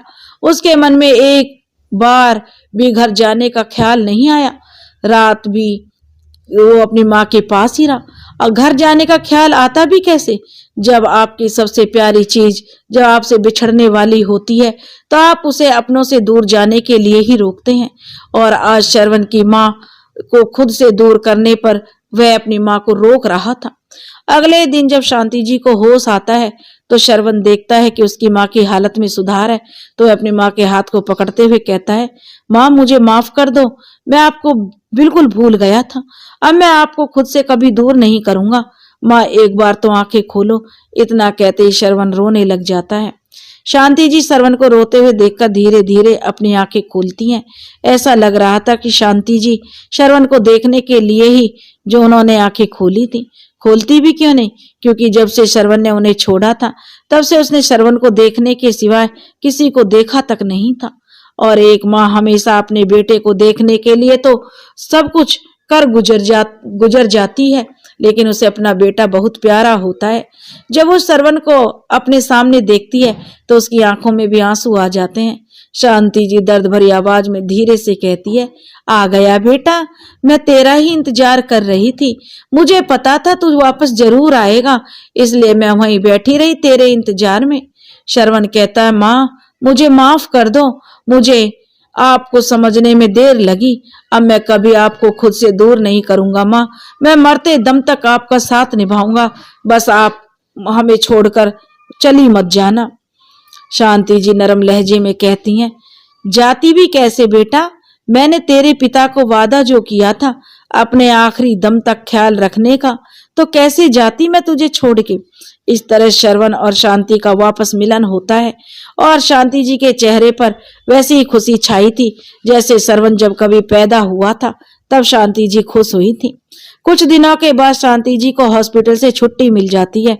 शांति जी वापस से ठीक हो जाती हैं। शांति जी घर पहुंचती हैं तो नीलू को भी यह एहसास हो जाता है कि उसने श्रवण की माँ के साथ बहुत गलत किया था, इसलिए वो भी अपनी माँ की तरह उनकी सेवा में लग जाती हैं। शांति जी के जीवन से जो खुशियां उजड़ी थी अब वो वापस आ गई थी, लेकिन कमी रह गई थी तो रघु की। लेकिन हमारी नियति में यही लिखा है, कुछ पाने के लिए कुछ खोना पड़ता है। वही शांति जी ने रघु को तो खो दिया, लेकिन अपना परिवार उन्होंने वापस पा लिया। दोस्तों, हमारे जीवन में कभी कभी बहुत बुरे दिन आते हैं, तो इसका मतलब ये बिल्कुल नहीं कि वो हमारी जिंदगी में सारी उम्र रहेंगे। बुरा वक्त भी धीरे धीरे निकल ही जाता है। आप लोगों से यही प्रार्थना है कि जीवन में कभी भी कुछ भी हो, लेकिन अपने माँ बाप को कभी भी दूर मत करना, ना ही उन्हें घर से निकालना। वृद्धाश्रम छोड़ने जैसा कदम कभी ना उठाएं। यह कहानी आपको यही शिक्षा देती है। हम कभी कभी अपनों को खो देते हैं, जिस कारण हमें सारी जिंदगी पछतावा होता है और ना चाह कर भी हम उसे बदल नहीं पाते। जब अपने खुद से दूर होते हैं तो तब हमें उनकी अहमियत समझ में आती है। इसलिए आप ये कभी ना भूलिए दोस्तों कि आपके माता पिता ने आपके लिए काफी बलिदान दिए हैं, इसलिए अब आपका भी फर्ज बनता है कि उनके आखिरी समय में आप उनका साथ निभाएं। माँ एक ऐसा किरदार है दोस्तों जिसे भगवान ने बड़ी फुर्सत में बनाया है। आपको उसने संघर्षों के सिवा कुछ नहीं दिखाई देगा अपनी माँ के अंदर। कहने को तो एक इंसान की 4 माताएं होती हैं। पहली माता वो जो 9 महीने गर्भ में रखकर जन्म देती है, जन्म जननी माँ होती है। दूसरी माता वो जो जन्म से लेकर हमारी मृत्यु तक हमारा भार सहन करती है, यानी धरती माता। तीसरी माता वो जब हम पैदा होते हैं तो हमारी माता हमें 6-7 महीने दूध पिलाती है। उसके बाद जो दूध पिलाकर बड़ा करती है वो है गौ माता। चौथी माता वो जहां जाकर मनुष्य का मोक्ष या कल्याण हो जाता है, तरण तारणी गंगा मैया। दोस्तों, अगर आपको यह कहानी पसंद आई हो तो प्लीज हमारे चैनल को सब्सक्राइब करें, वीडियो को लाइक करें और शेयर करें। राधे राधे।